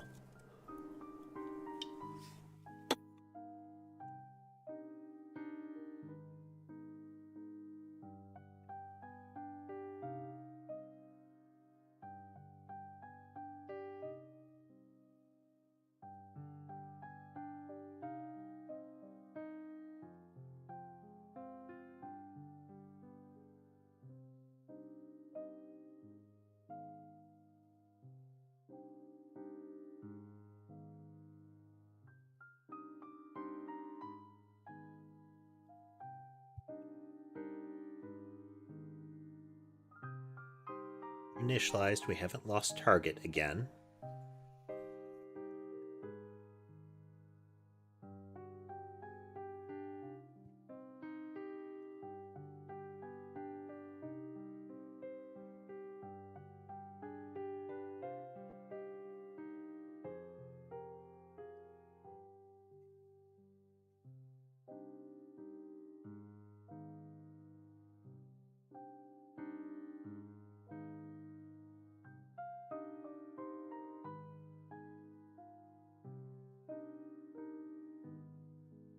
Almost.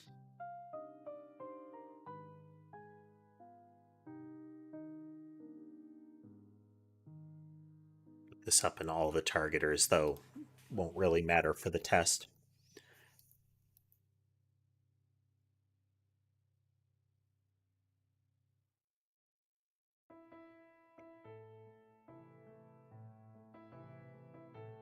We initialize.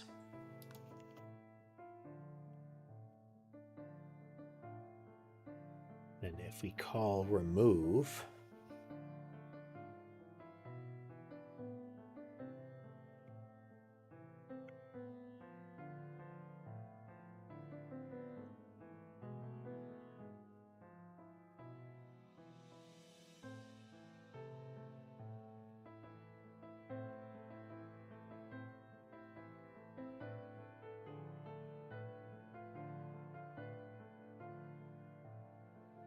and if we go into initialize,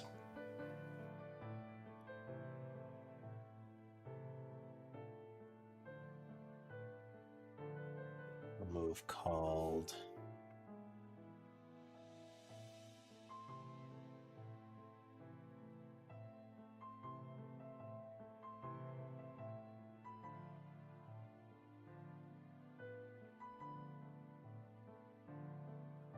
That'd be called, that would trigger the first time. That won't really help.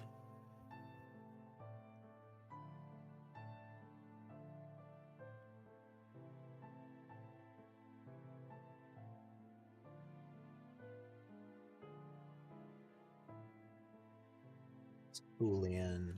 These are debugging statements, don't worry about it.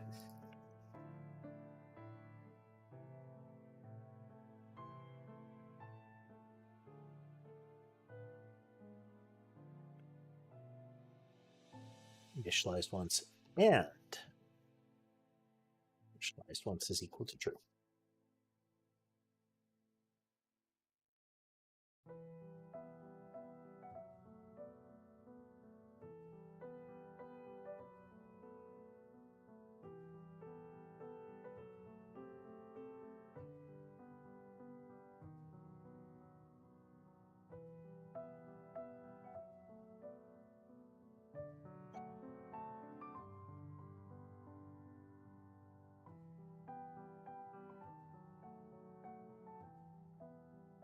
Okay, we're getting a whole bunch of trackers that are being reinitialized, but remove never got called on them. Okay. So then we're going to go into our targeting pool. We're going to put you there when it gets released.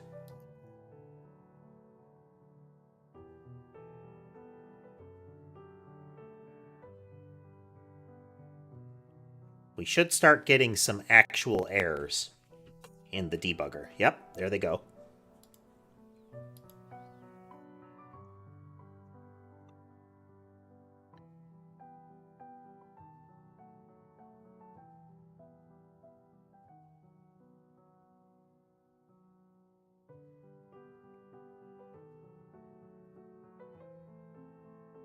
Okay, so this is a flaw with the way that we are, like, we want this to happen.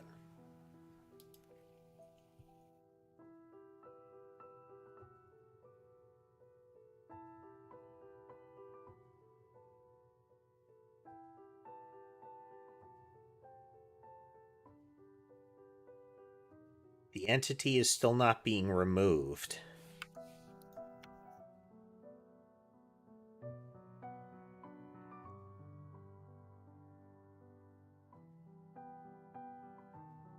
With those.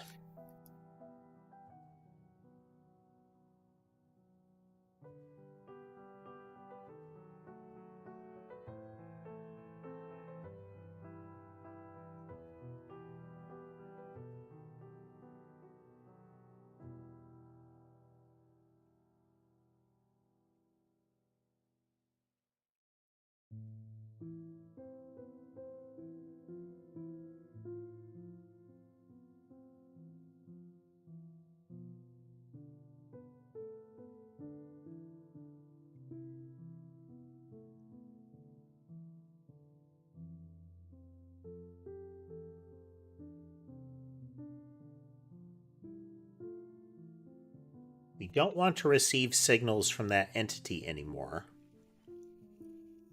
Let's add some different debug here.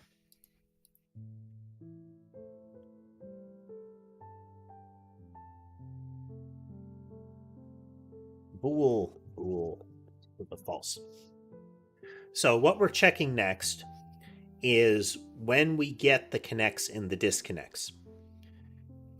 So when we set an entity and we initially call into the connect, we're going to see, is it already connected? If it is, pitch a fit. If it isn't, set that it's connected. Well, pitch a fit and then set it to be connected again.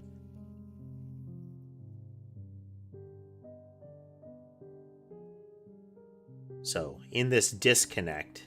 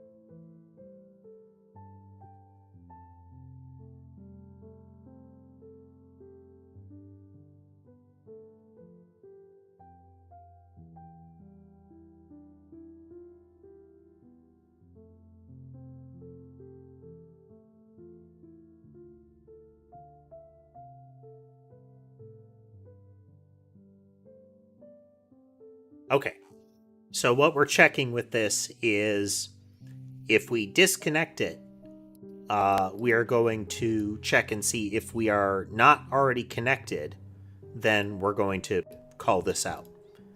And in the same way, when we're connecting, if we're already connected, we'll call this out.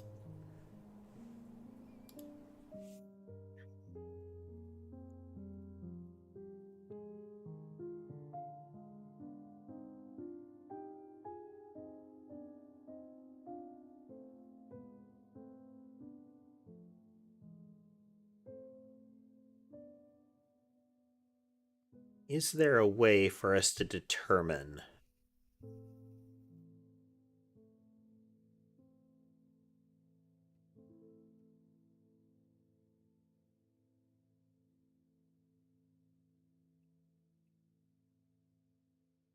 Is this causing an error state?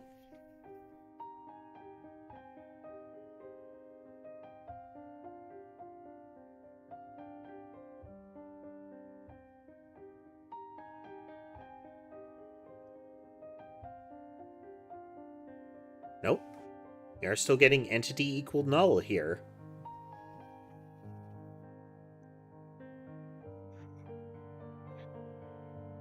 It's the objects that are not getting that. Are we running into some sort of like static issue?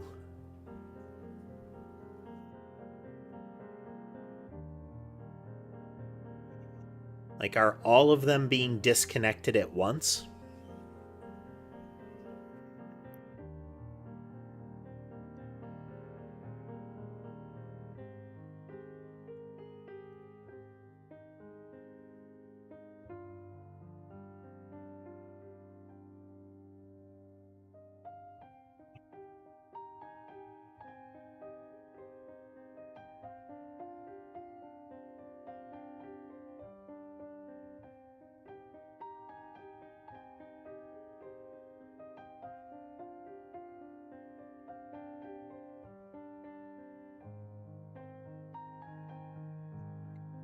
Let's say 97874.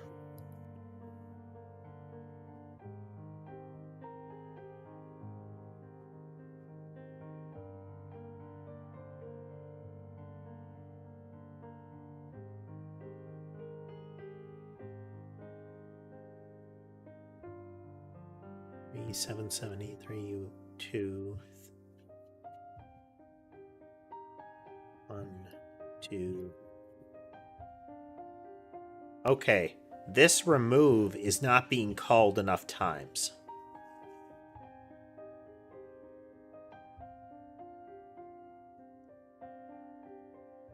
Remove is not being called enough times.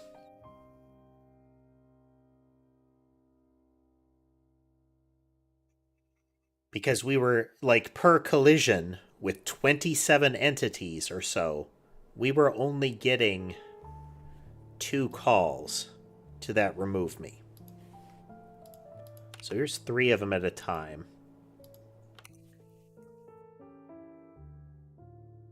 So there are like 9 things chasing the blob that just got hit.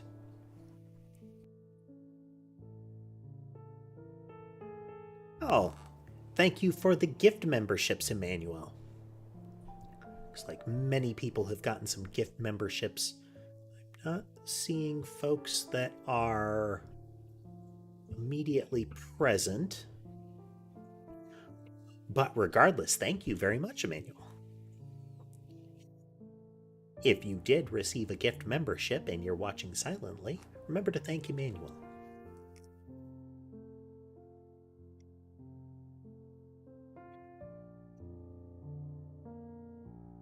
That's 1, 2, 3, 4, 4. There are 5 others at least that should have gotten that called on them.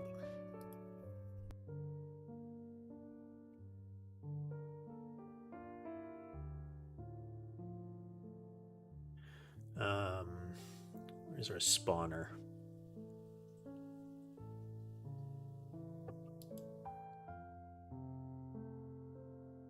Thanks for swinging through, Colin.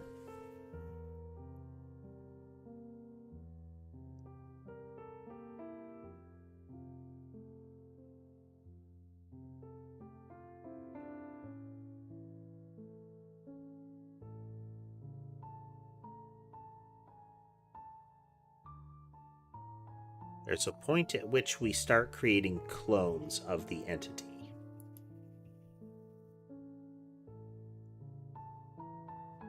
We're saying copy this entity as if it were a template.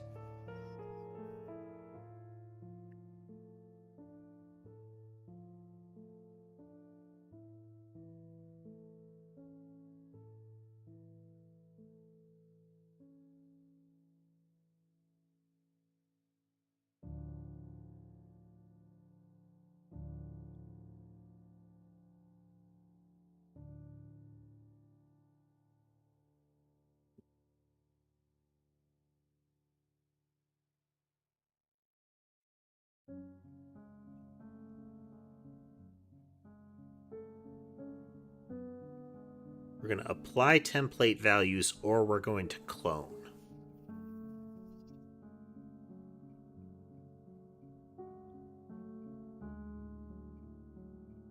Because we want to get we want to create one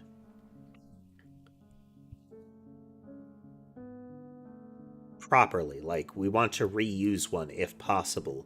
But I wonder if the syntax that we're using is not right or not. So we've passed in an entity that is the template. Like, this is the one that we want to copy. So we're either getting one from the pool and applying it as a template, or we are creating a clone of that template. So when we clone an entity, we are setting template values as if it were ourself. So we're going to go through for each of the movements. We are going to append a movement that is created from that. So then in the movement pool,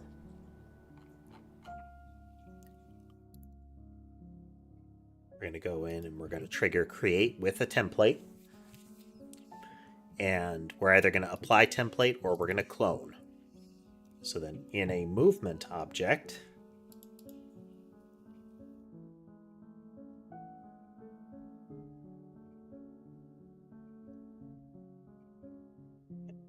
don't you have clone movement? Movement's a modifier. This might be part of our problem right here.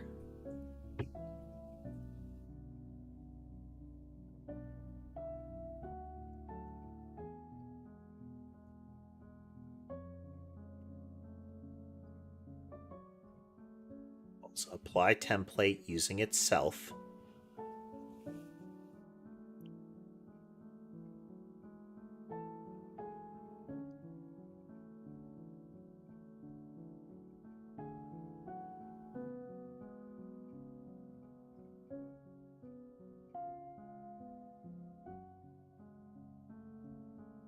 Which should be giving us a new targeter.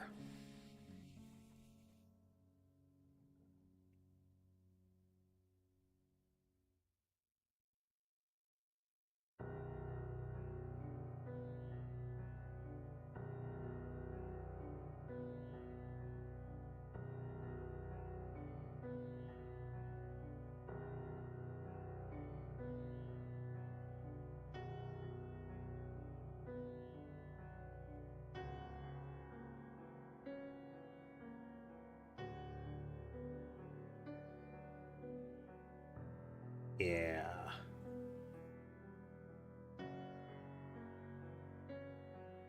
Targeter does not have a point where it's nulling.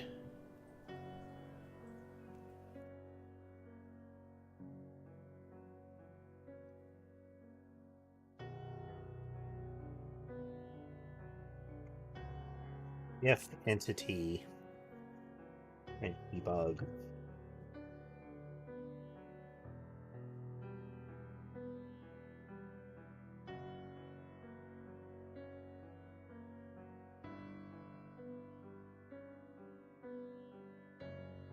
This is debug statement that says I still had a targeter.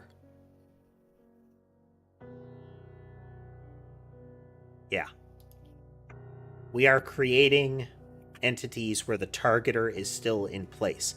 The object in the targeter is still in place.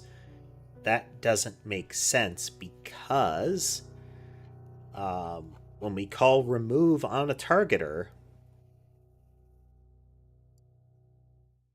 we're going to call clear entity. And by default, clear entity says disconnect and null the entity.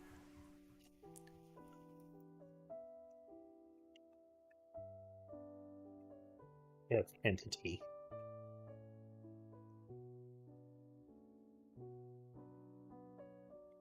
We can always clear the direction, but we only do this if there's an entity.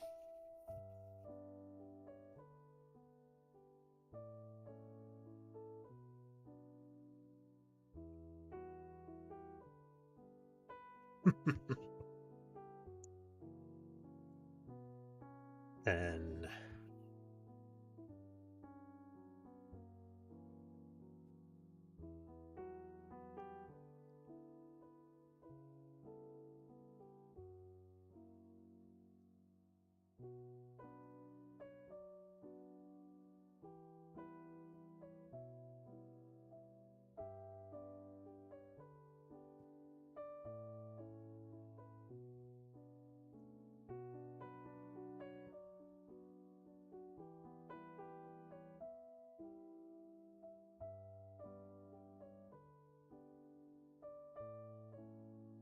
let's remove those disconnect when not connected calls here.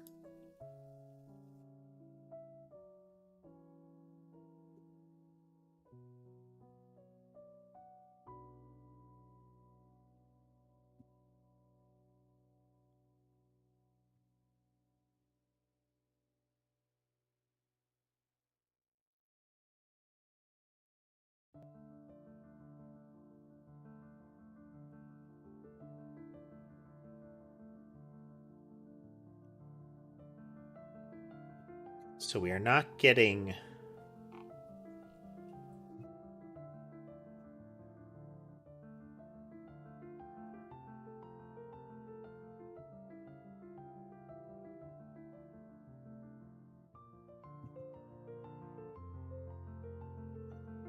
not here. That seems contraindicated.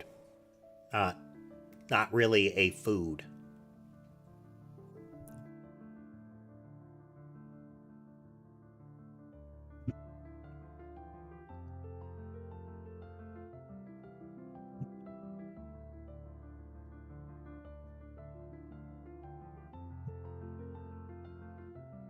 Where did I put that?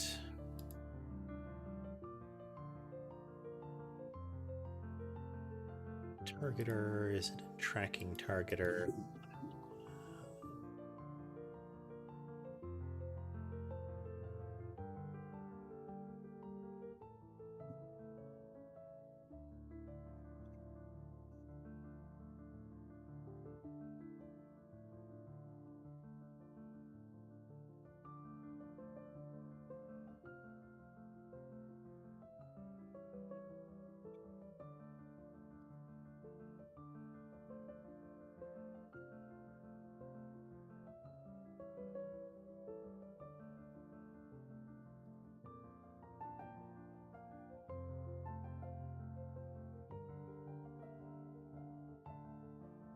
I remember where I put that debug statement.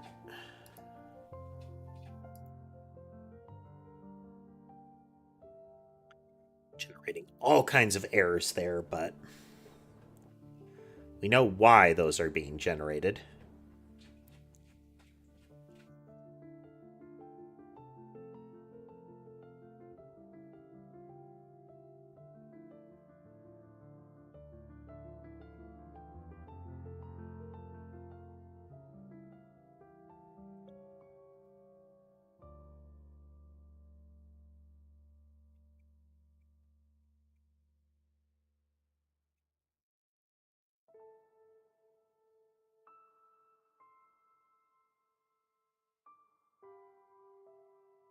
I just accidentally remove it.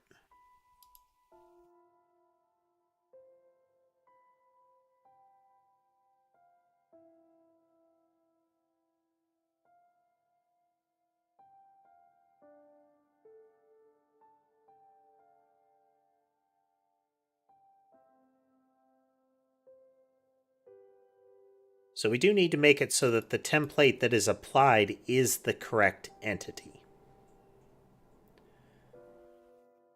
So we need to know, like, when I'm disconnecting, we want to make sure that the entity gets removed.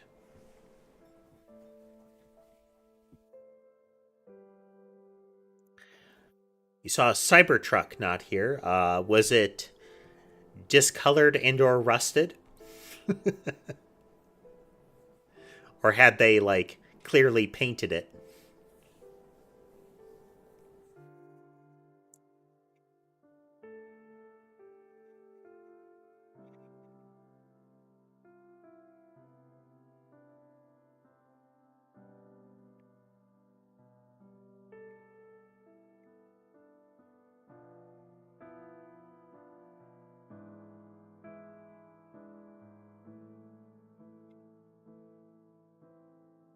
Oh yeah, I've seen them. It's just Cybertrucks have,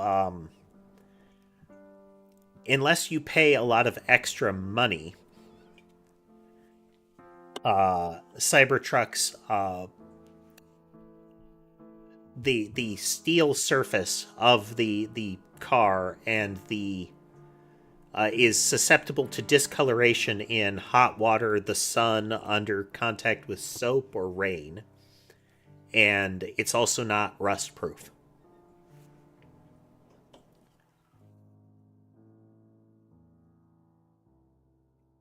So they are very prone to looking bad if they're out in the open, given time.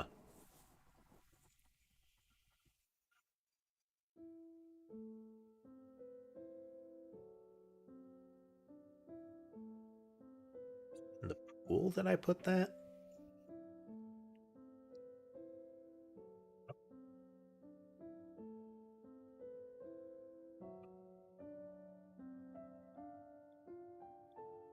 Initialize?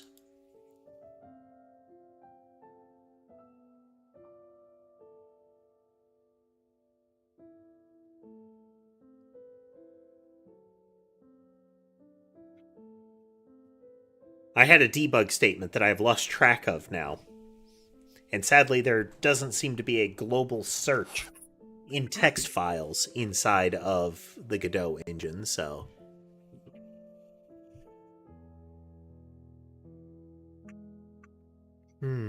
Where did I put it?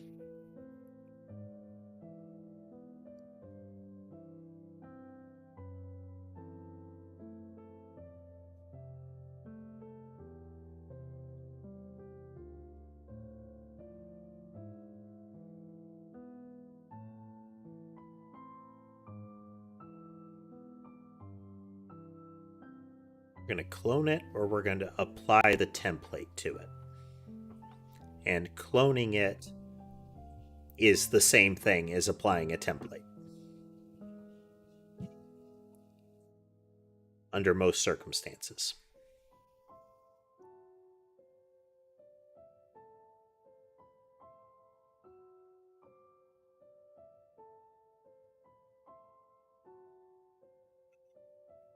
Ultimately, we should just be able to clone, but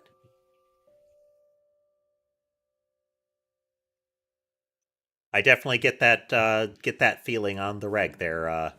You get.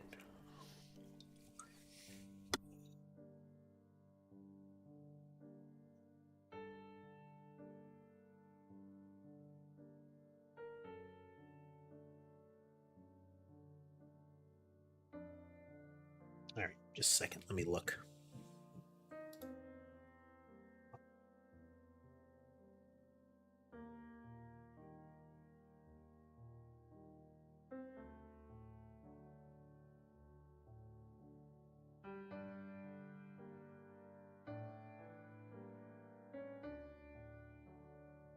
All right, I removed the debug statement. That's why.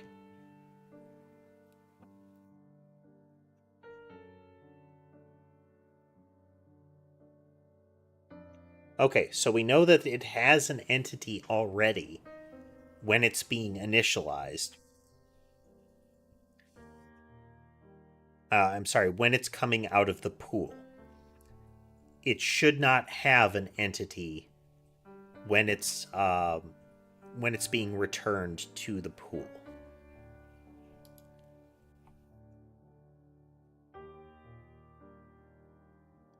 The fact that this is getting called,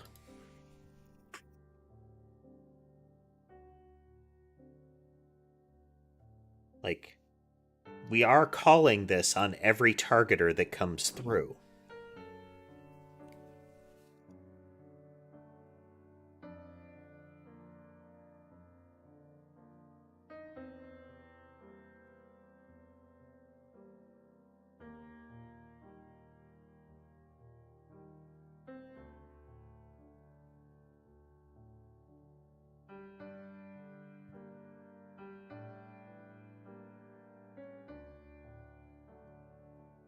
Bunch of them.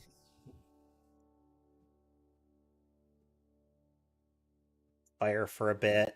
We have that orbiting going on. As soon as we see them veer off, we should be getting...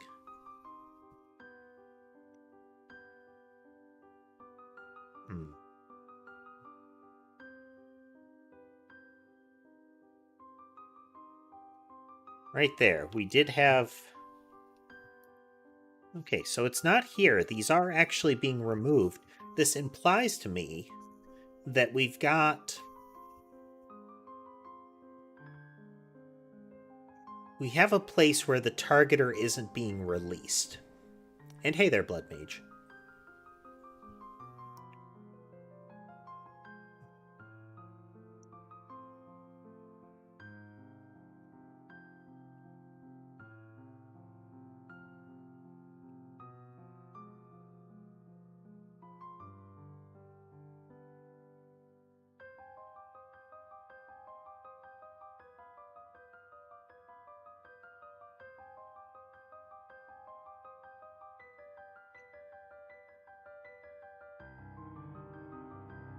The template has a targeter. Then we are going to create a targeter from that one. And we are applying the template with movement. And the same thing is when we clone. Is that we apply the template to ourselves, yes.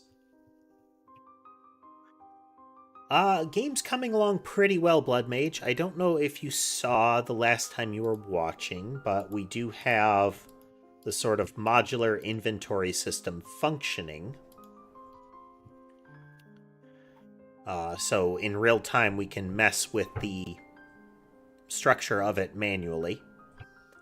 But what we're running into right now is an issue with the way that the projectiles track. Is the way that those turned back and looped in on themselves and then they have veered off again, they're not supposed to retarget. What's happening is that the entity that they are tracking is not being cleared out.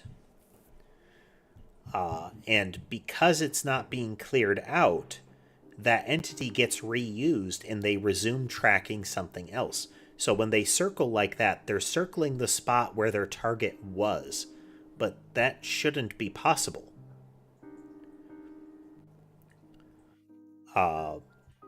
So they're looping back around and trying to hit that same spot over and over. But as soon as that entity got removed, as soon as it got hit and went away, all of them should have just kept going. Because their target is not alive. This is weird. Okay. Step away, be right back, and then we will continue thinking.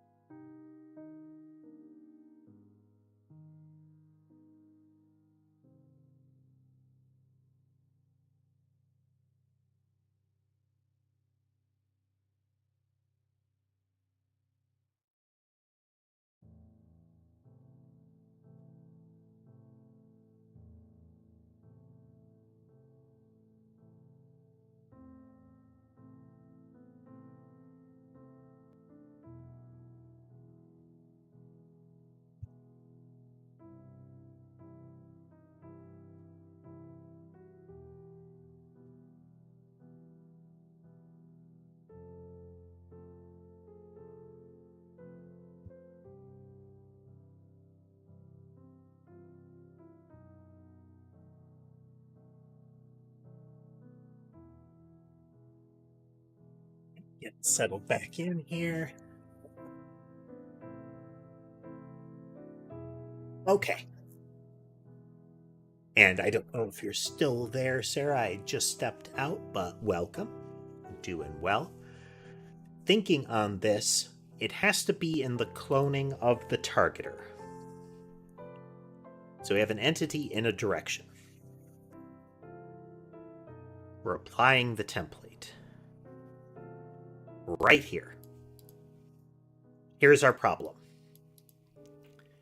We are not connecting to the event here.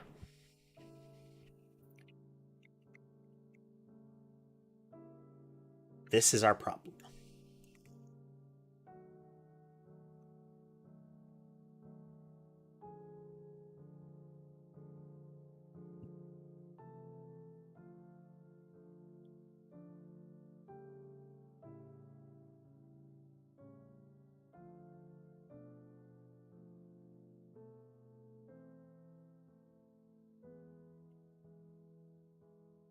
We are going to try.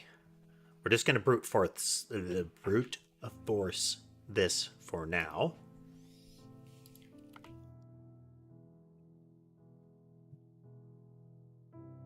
If entity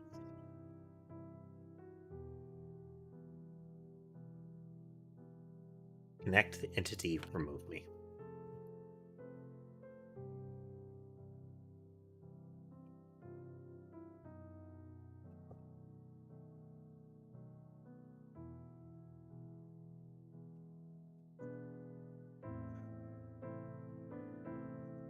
Don't have any real needs for any sort of graphics design work there, Sarah. We're good.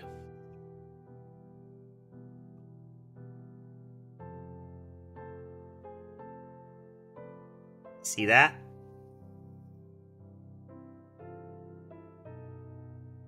We're also not generating errors.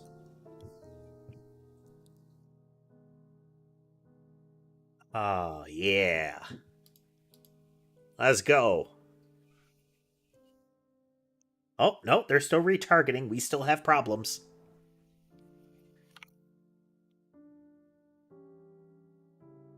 We thought Bug was squished. Bug is still in action.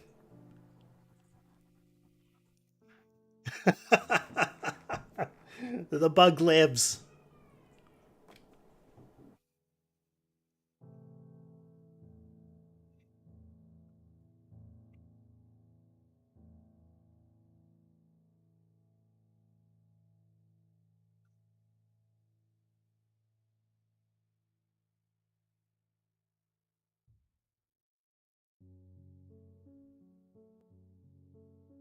Only the orbiting ones seem to have been doing it that way, though.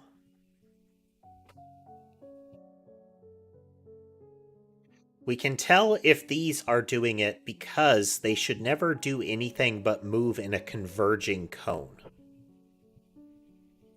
So these lost their target. They just go in a straight line. If they've got a target, they narrow in. But as soon as they lose their target, they keep going.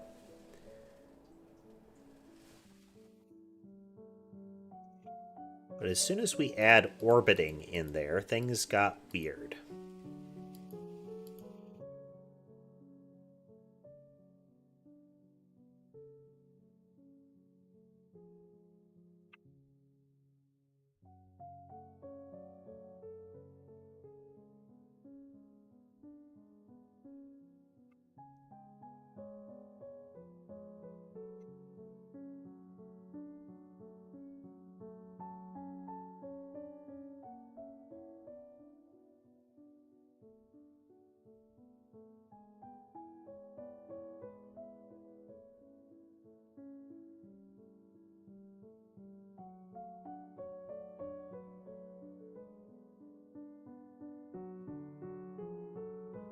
Get direction.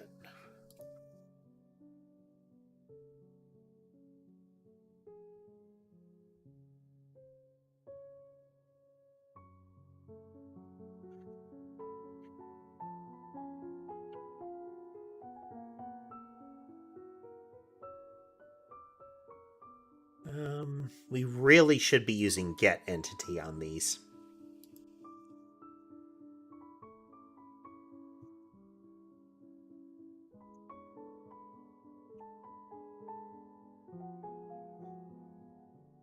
But we should be getting a null in this case.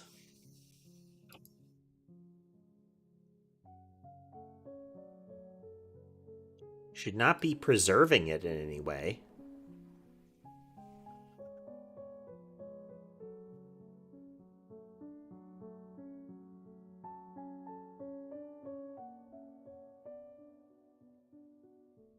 So why is this movement different? Move straight line.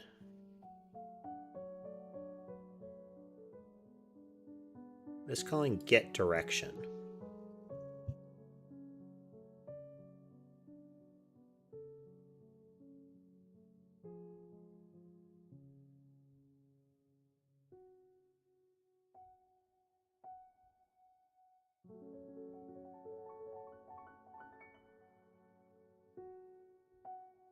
Entity is equal to targeter dot get entity.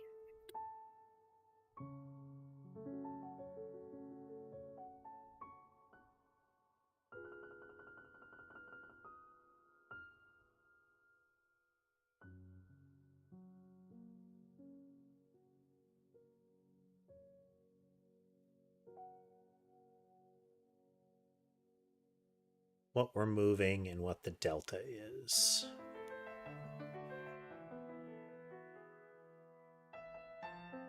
Entity to move and delta.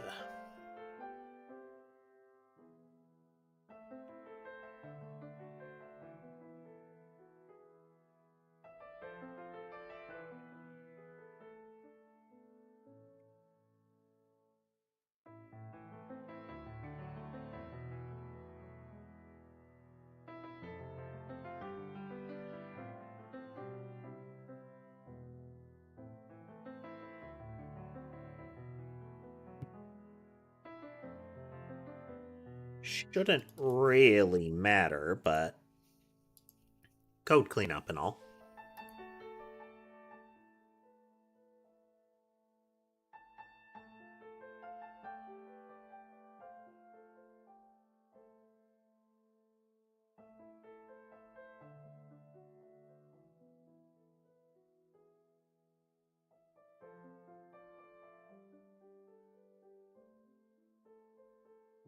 As soon as they have an entity to home in on, they are on it.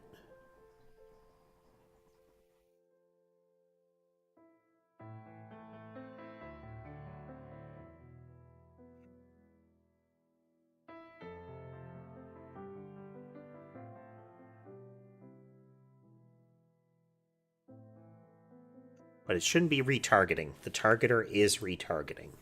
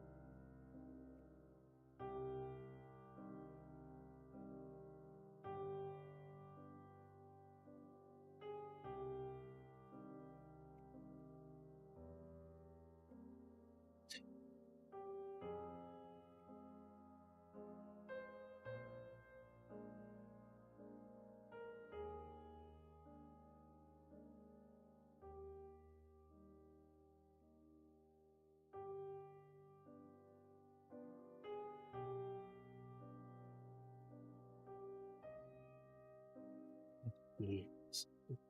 Targeter entity.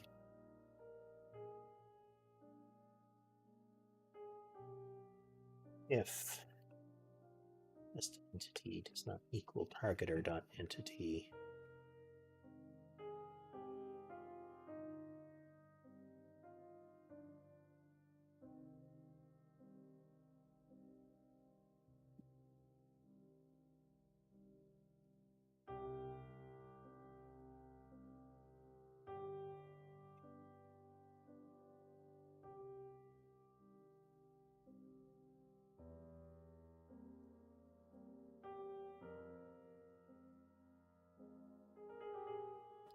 Okay. On a regular basis, this is causing a mismatch. Oh, no. It's going to cause a mismatch because we don't set it right up front.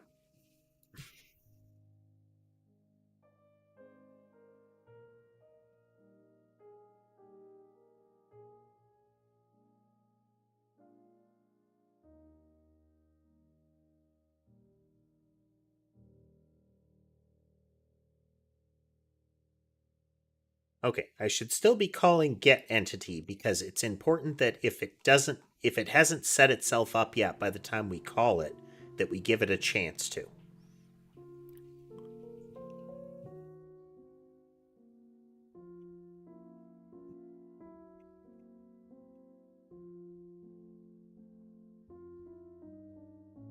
That's the need to set values portion here and get direction, that kind of thing.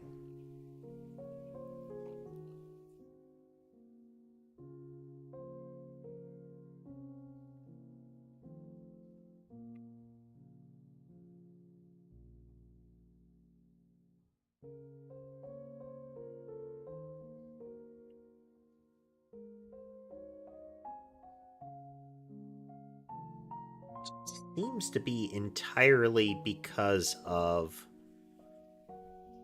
spiral here.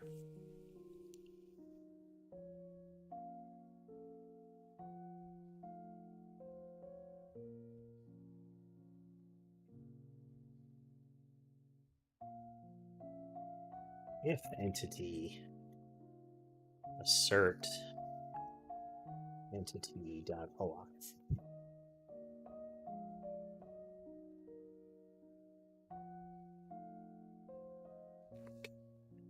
Okay.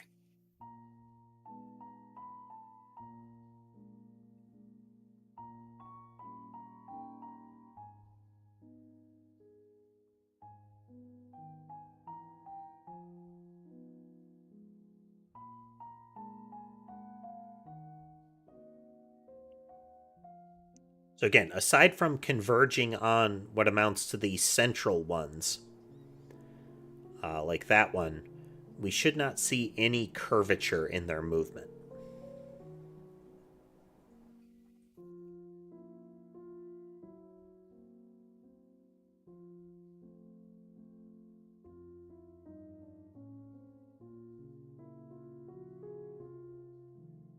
Okay.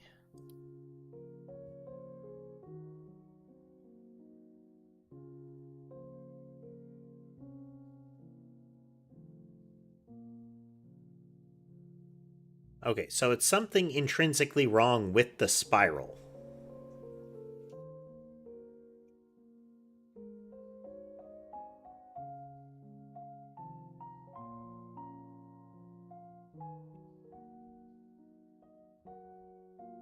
The spiral is also misbehaving functionally. I think there is something inside of the spiral that is our issue here.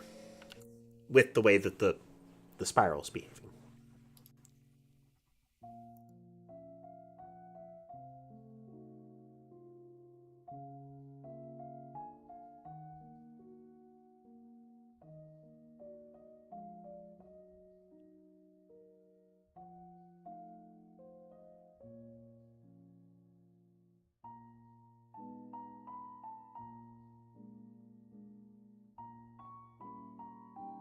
We're not saving it anywhere here.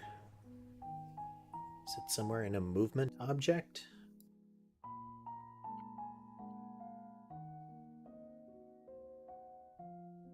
Oh, we just have our targeter.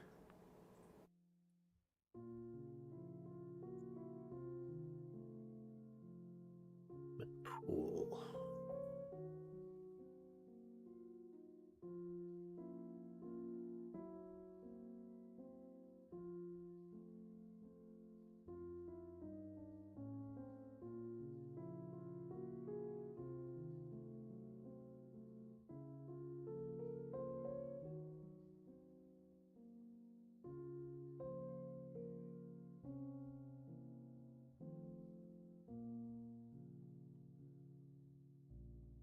Okay, we released it. Now we're clearing the reference here.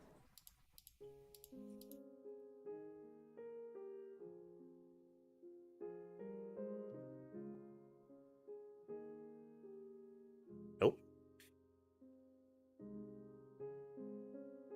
Again, we should be doing that anyway. Just quick safety check here.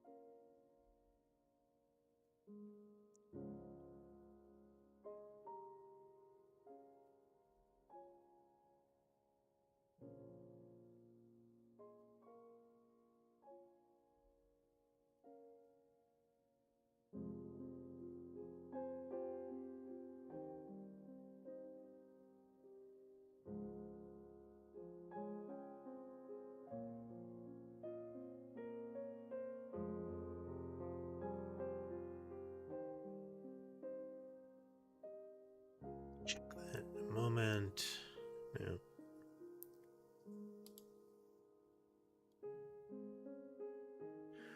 Doing some quick code commits here.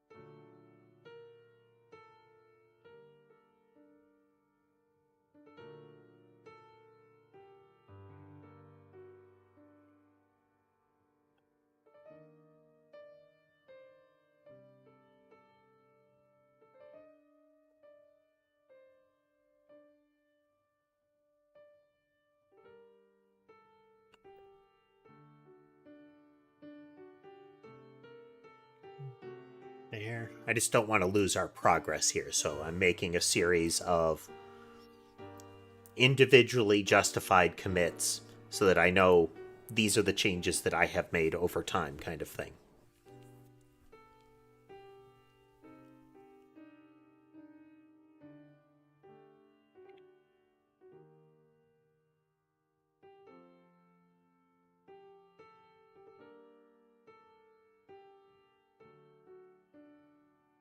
Okay.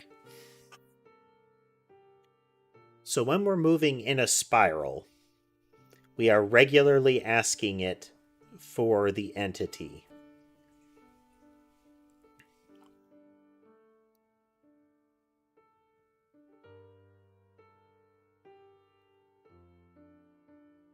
And we weren't getting a mismatch.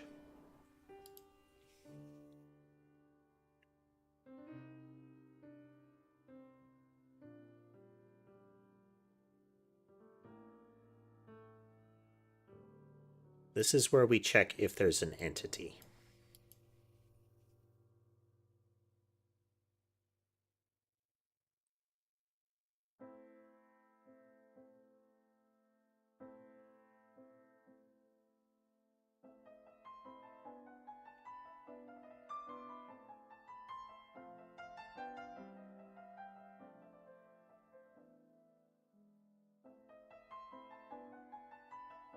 The targeters are still preserving an entity that is getting reused, I think.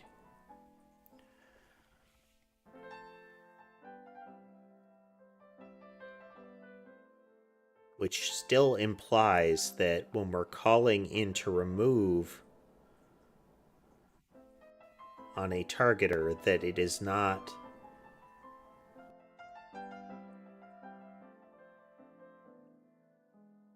fully clearing things out.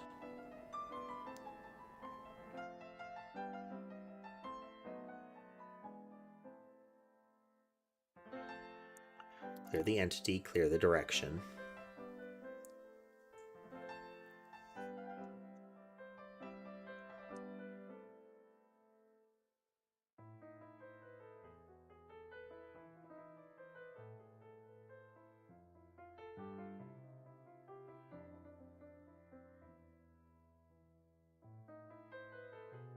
As a targeter, we create one from the template's targeter. And when a targeter applies template, we will, if there is an entity, we copy it over.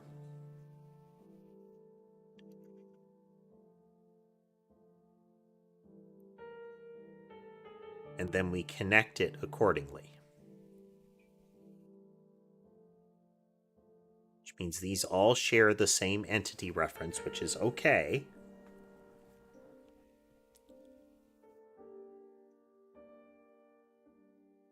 But either the targeter that they've got is being reused,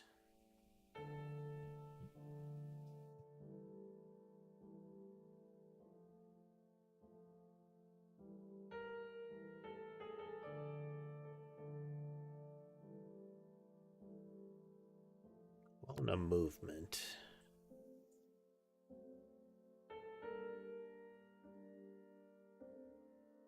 To a modifier.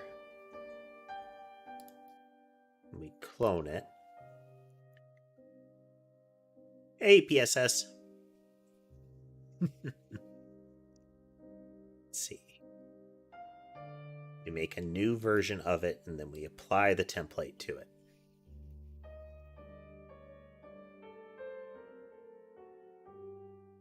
So the problem seems to be, Blood Mage, that the entity that we're targeting, that entity is being reused, and all of the objects aren't forgetting it.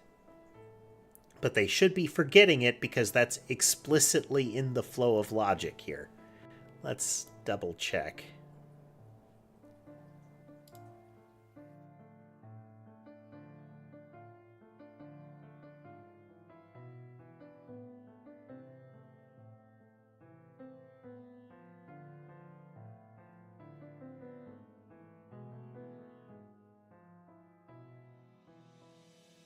We go through. We've cleared the entity, or we're about to clear the entity.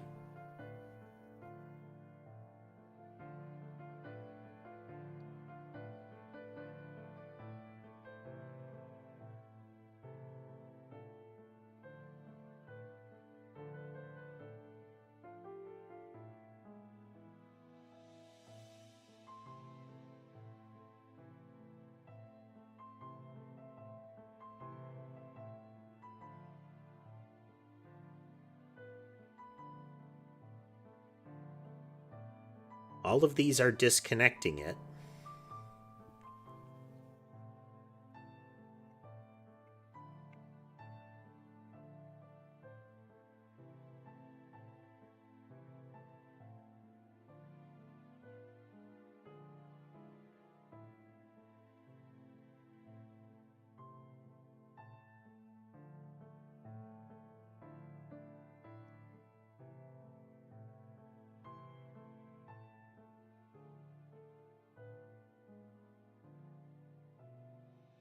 We call entity remove, it calls clear entity. Clear entity will null the entity.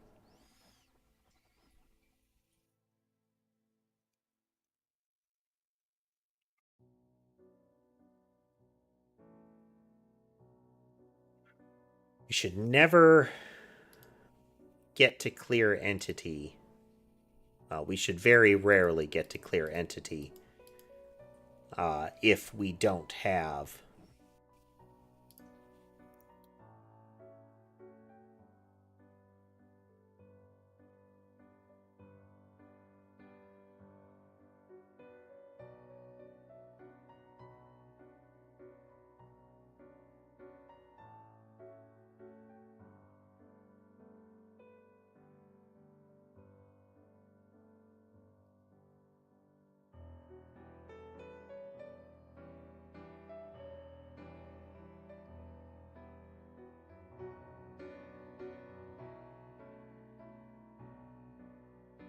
all remove on the targeter.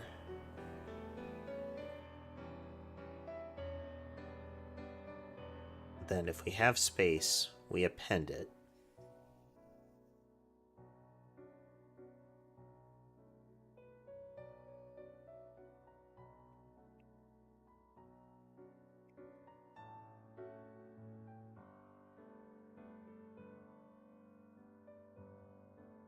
Just gonna check that real quick.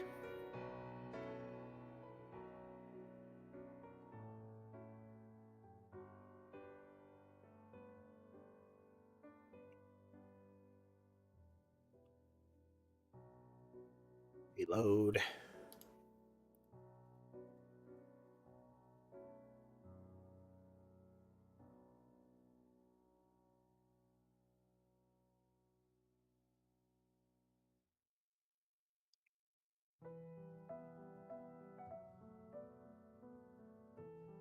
Only when they spiral that they're doing this.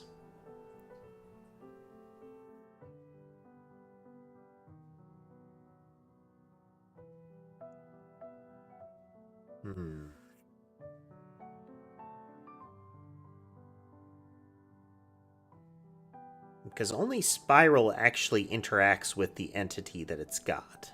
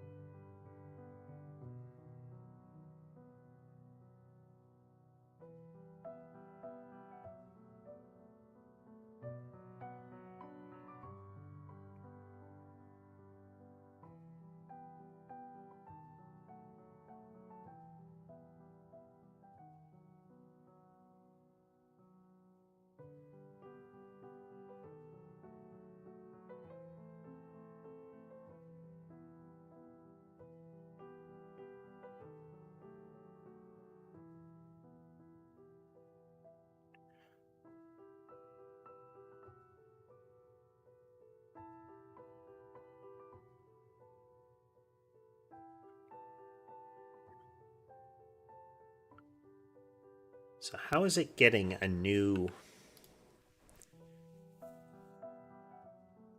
Hello, Michaela. Welcome. How is it getting through this?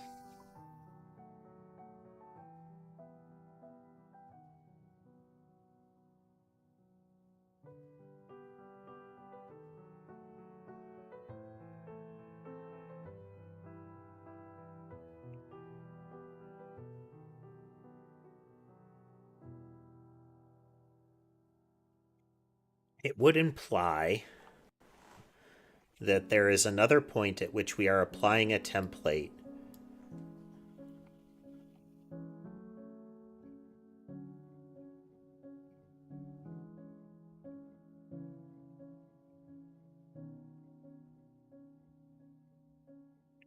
How do we know? How are we going to find it is the trick.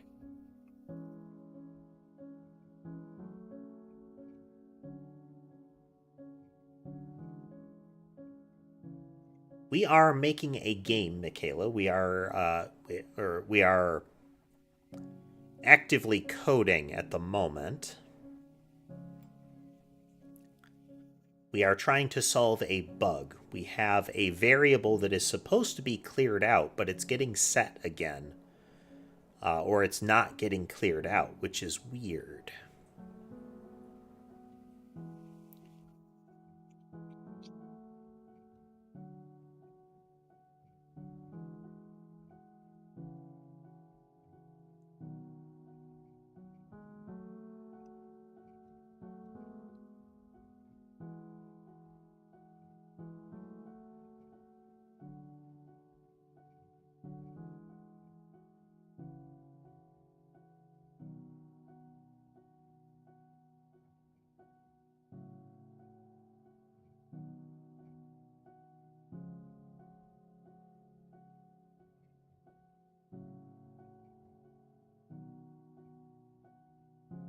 We're gonna... We let the first one go by.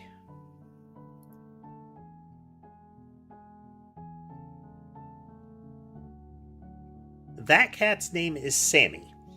The cat that is up and right from her, you can see his back, is Mason. Then, let's see, Ember's getting a drink. Who else can we see? And Sky is across the keyboard. I don't know where Sherbet is. We can see 3 of the 5.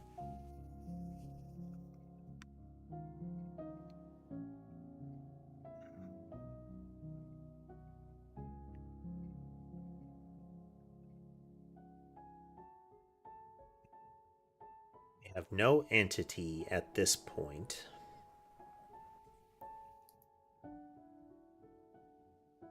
This time we have an entity. Wait a minute. We shouldn't have an entity if we're applying the template. This is a problem state.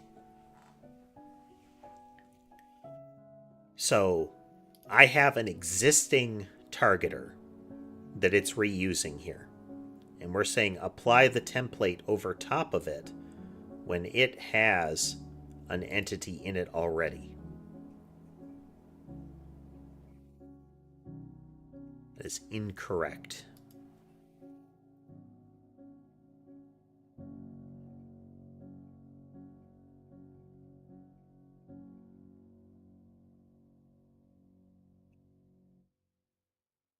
Nice.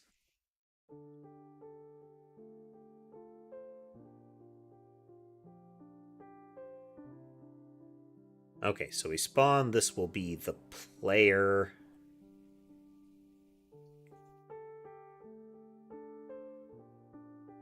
Get our entity template. That is the player. Next one we're going to have is a homing mouse.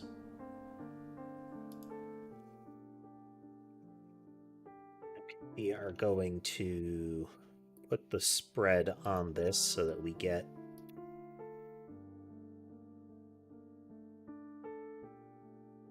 we have an entity to copy. That's what we want. Entity to copy should have a target.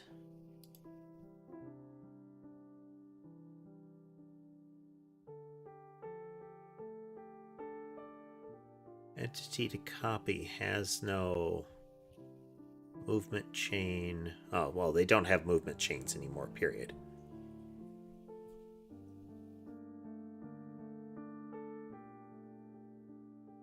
So it has a collection of one movement. It has that movement right there.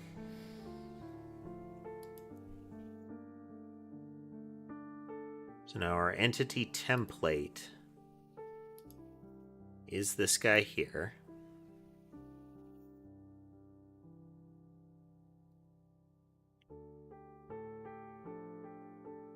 In our pool. We need a new one, so we're going to clone the template.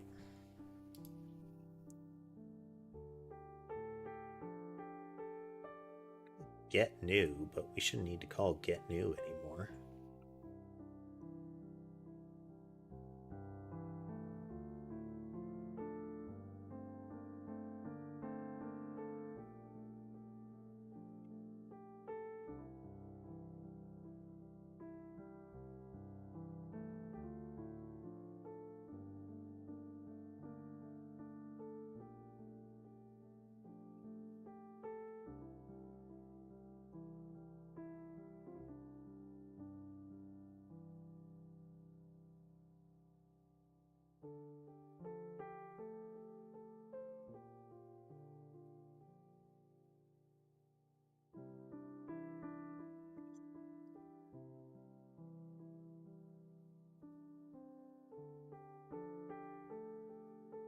All new on clone and similar.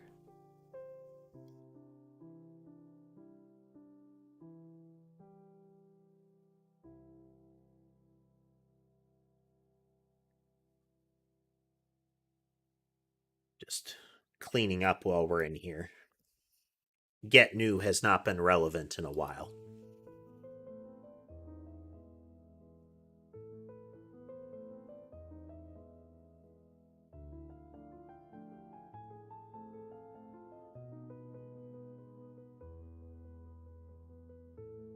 So now we're going to clone that template, which is just create a new entity and then set template values using our self as a template.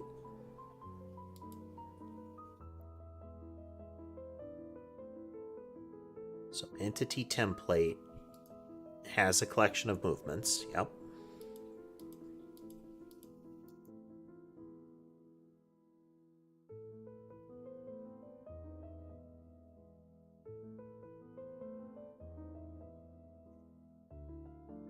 So we're checking our movements collection. And we're just cloning it.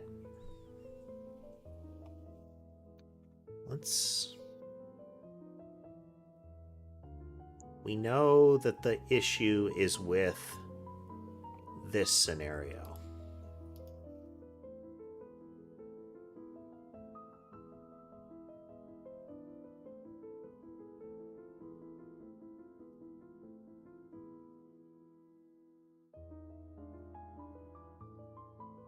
Let's accelerate it there.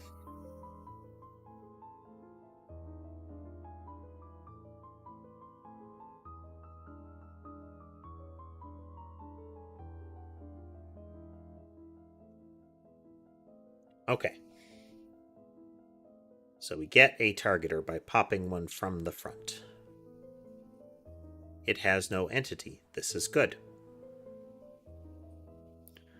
We apply a template to it. Still no entity. This is correct.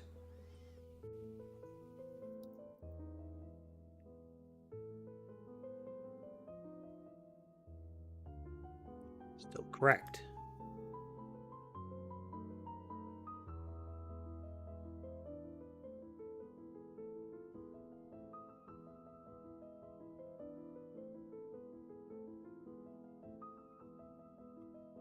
Insert targeter entity.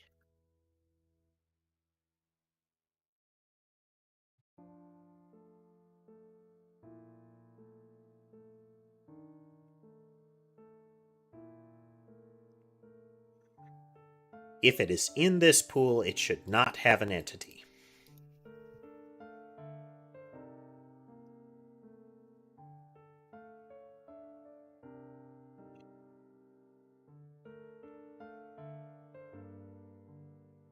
There should be no way to get into that pool if there is an entity.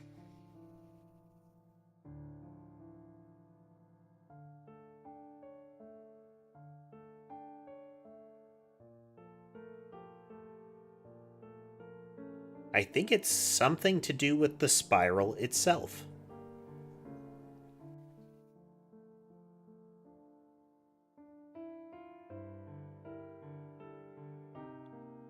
But the spiral isn't saving anything.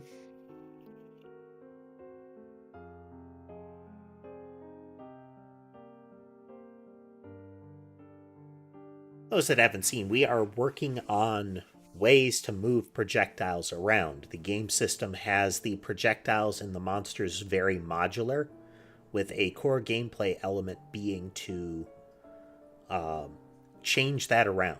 So instead of just increasing the speed of the projectile, you would do that potentially by making the projectile move in a spiral, which a spiral is technically a spiral that rotates at a constant angle. The projectile moves at a increasing velocity because it moves around the expanding circle at the same Again, the angle around the circle changes at a steady pace, but the velocity of the object on the edge of the circle increases because the circle is bigger each time it moves.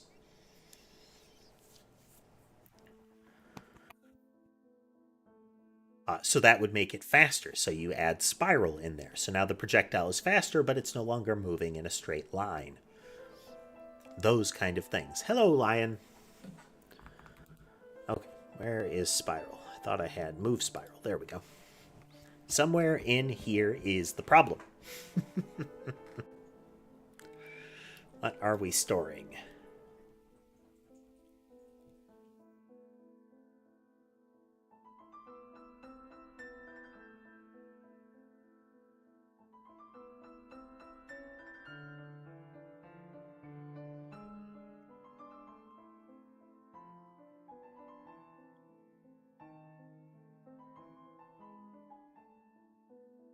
Well, that's unfortunate, lion. I hope recovery is swift.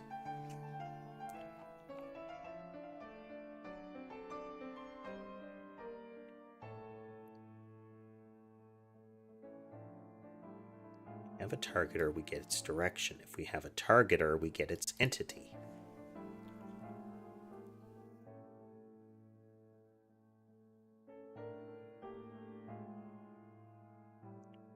But we don't store this off anywhere.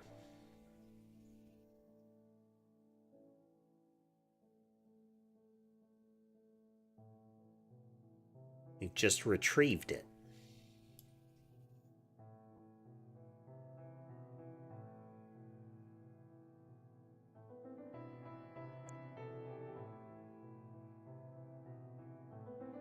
Entity before is an entity is equal to targeter dot entity. So targeter entity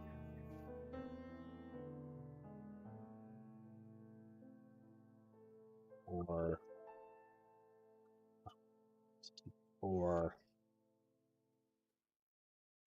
after targeter entity.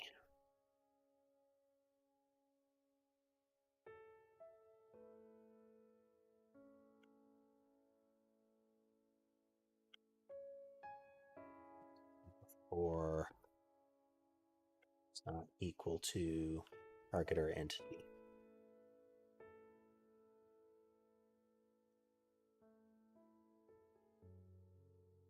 Hello, Strawberry. I can't tell because your profile picture is small, but is that a reference to the confection or specifically to the 80s cartoon and associated toy line?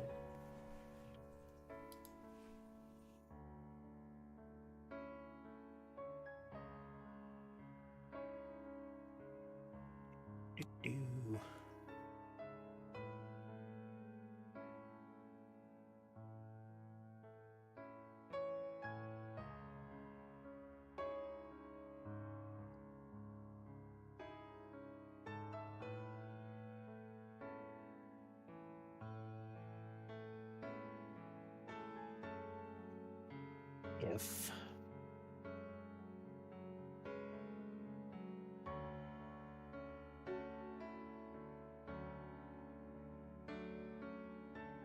do the thing.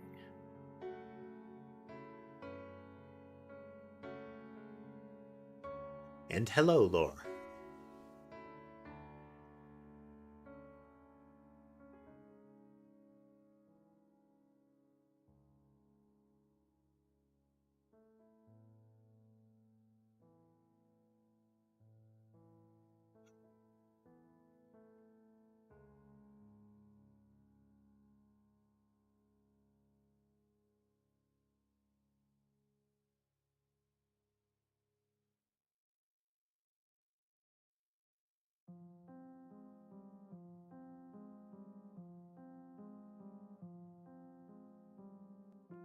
For me, Lion, it is 7:15.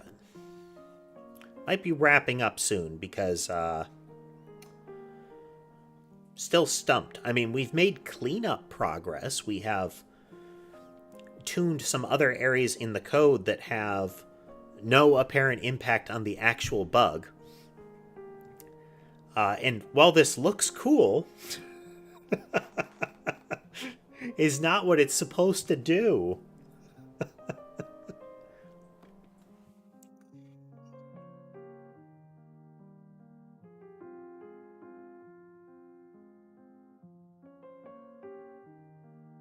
So the fact that they stop in orbit is... Here, let's do them one at a time. Let's let this mass die off here. They only live like 10 seconds each, so...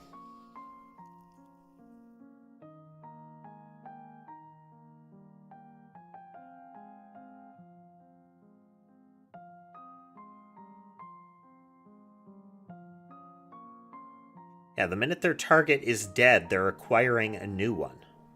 But that shouldn't be possible.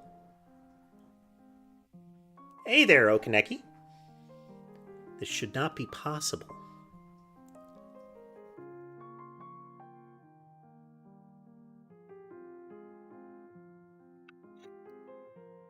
Okay.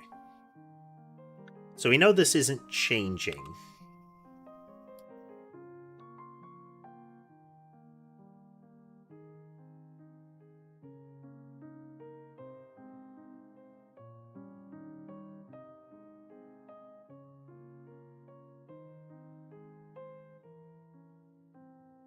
Like, the entity that we're getting from the targeter is fine each time. We're going to go into our catalog and we're going to set them to have what we want each time. So let's load items. We have our homing mouse. And it's move track enemy by default. So we're going to do move... It's orbit player. Orbit player is currently overridden to target an enemy.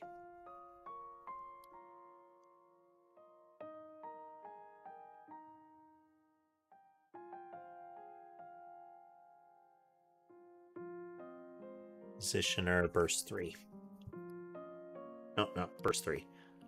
Spread 390. Hello, Mitra.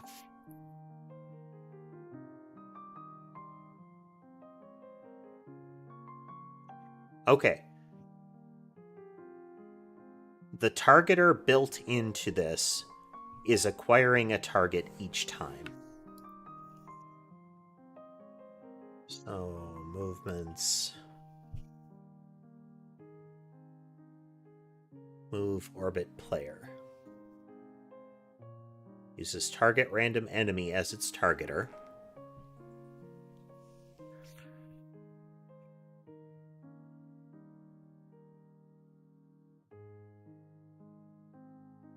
Target random enemy.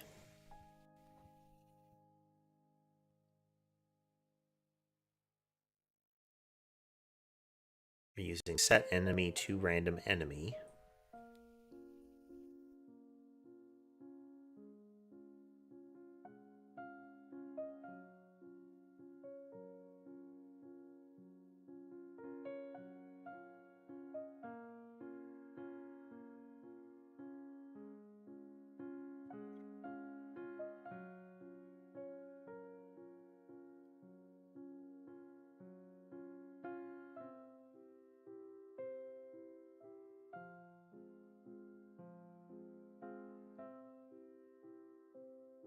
Oh, one can hope not tiny community forever, Lion. But I do hope it stays a cozy atmosphere. But we'll see.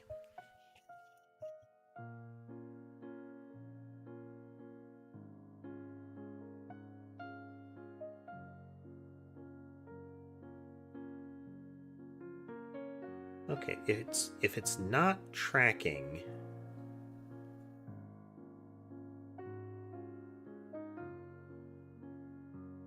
just a targeter, not a tracking targeter.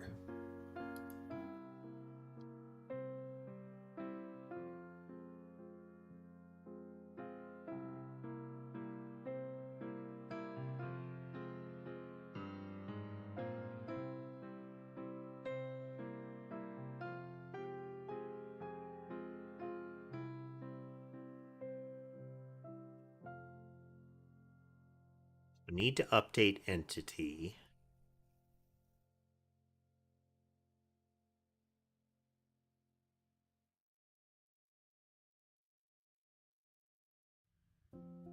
Oh.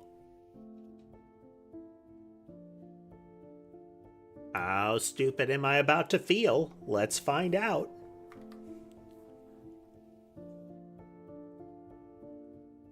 Load items.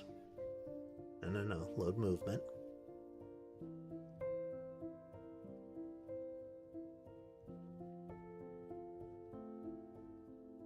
Okay.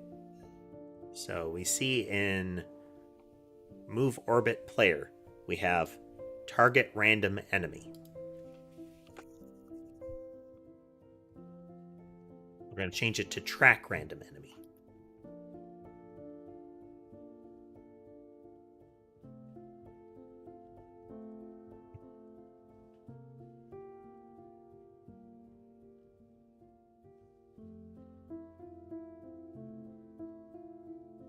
Now there's some aberrant behavior going on here because of the track part.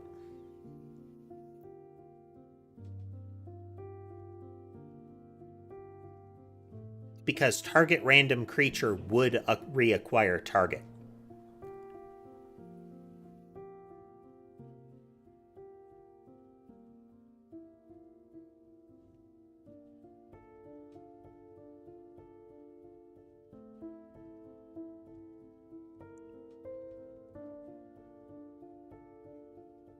So the track still has a problem in that it will periodically change the facing of the it'll change the direction coming out, so you'll see them kind of lurch a little bit. But we're not getting the retargeting behavior.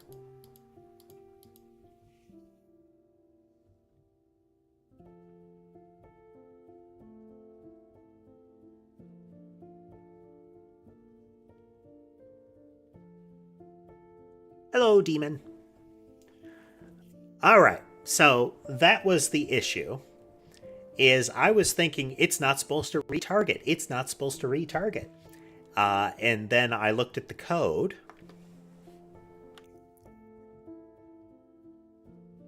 And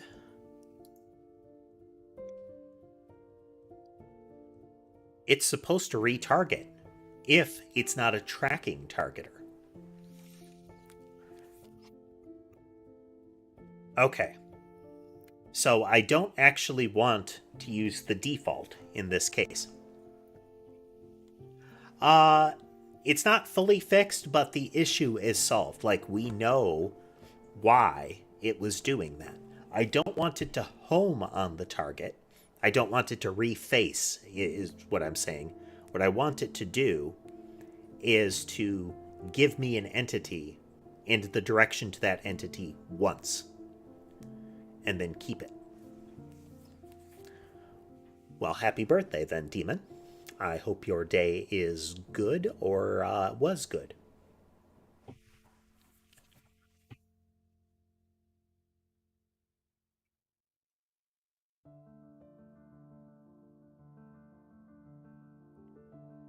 We are going to... Oh, man.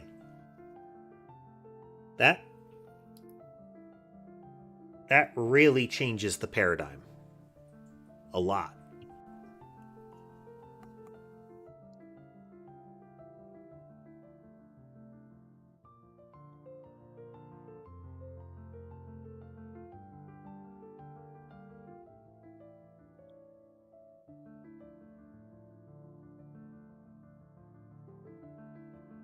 Because just a targeter, by itself, we already have an issue. And this isn't always the case.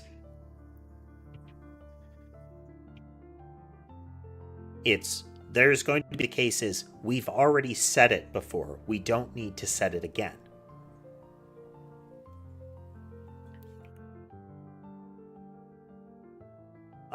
Which means any targeter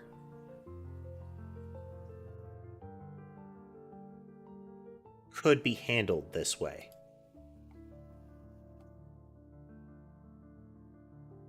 Yeah. Okay. I think our next one needs to be to merge tracking targeters and regular targeters, because the difference with a tracking targeter and a regular targeter is which one of these we use. And whether lost target gets updated or not is the differentiating factor.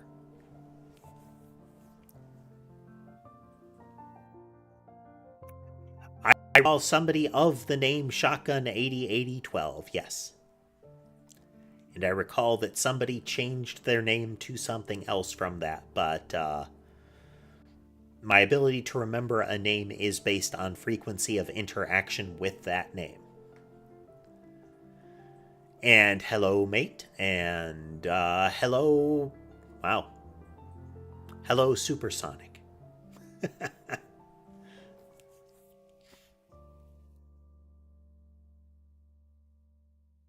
Yeah. We need to merge these down. We need to merge these down.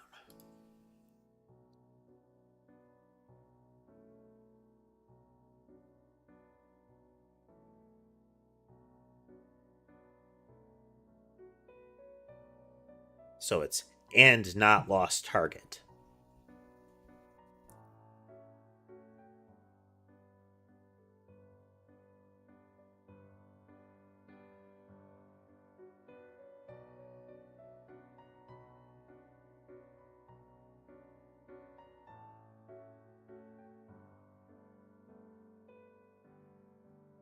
Supersonic, I would assume, and I feel like it's a relatively safe assumption, that anybody with the name Sonic in their handle, or a related Sonic the Hedgehog franchise character name, would be a fan character of some kind. I feel like it's a safe bet.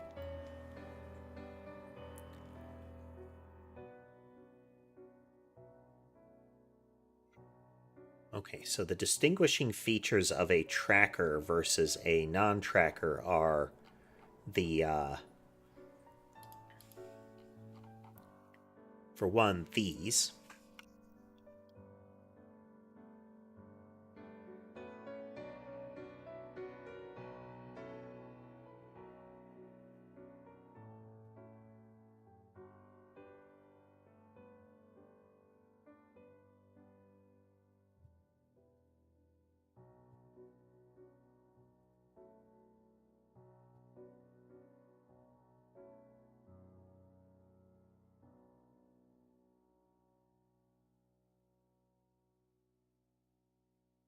It's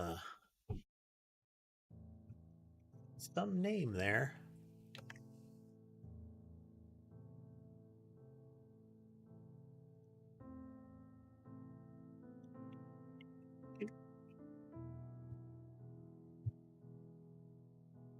Huh. Well, it's probably mispronounced, but we're going to say Dingen.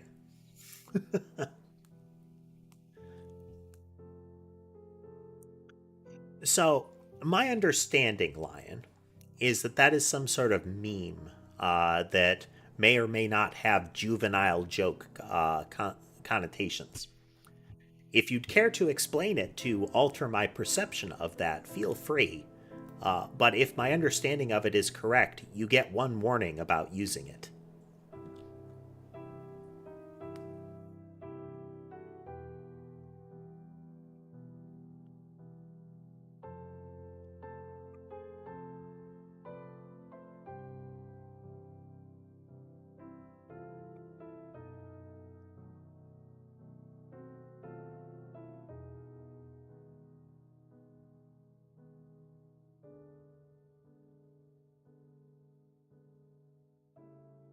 Generally, Or I think as a whole, the core channel rule is don't be rude.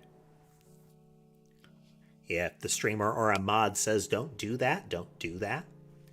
And if what you are saying could be taken as referring to a group of people, a protected status, essentially, or what should be a protected status, as a pejorative, don't do it.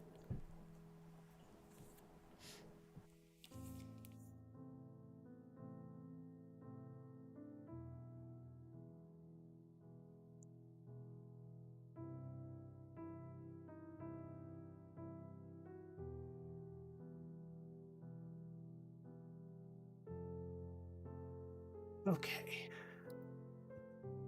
Targeter, and we have tracking targeter.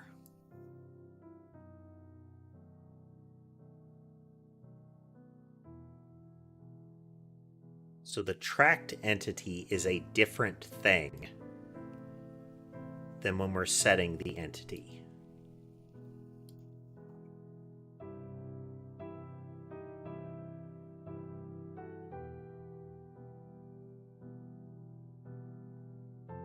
Why did we feel the need to do that? It is possible, Lion. I don't know that I need to. Is there a reason that I need to time you out?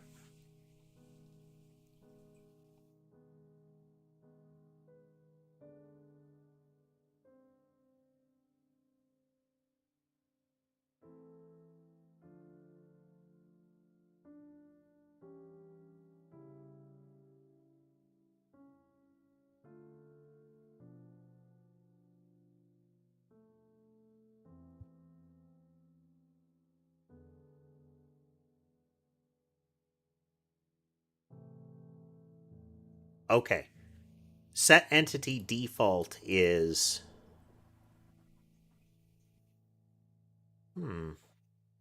No, this is a little different because this is should we set the entity. The if we haven't lost target and we don't have it. This is need to update the entity. We don't have it. We haven't lost the target and we don't have one. And this is saying if we haven't lost the target and we don't have one. I don't think they were referring to you, Supersonic. I'm not clear on...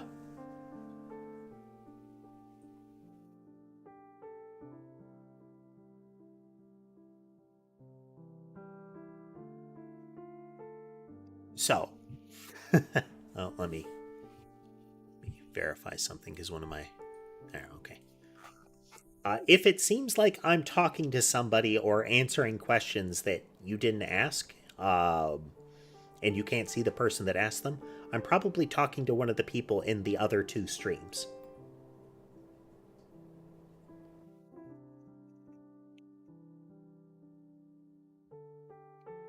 Okay. So yeah, tracking set entity default is here. Need to update direction and need to update entity. I don't need to do this, and thus I don't need one of these. Because we would only call this if we already passed this check.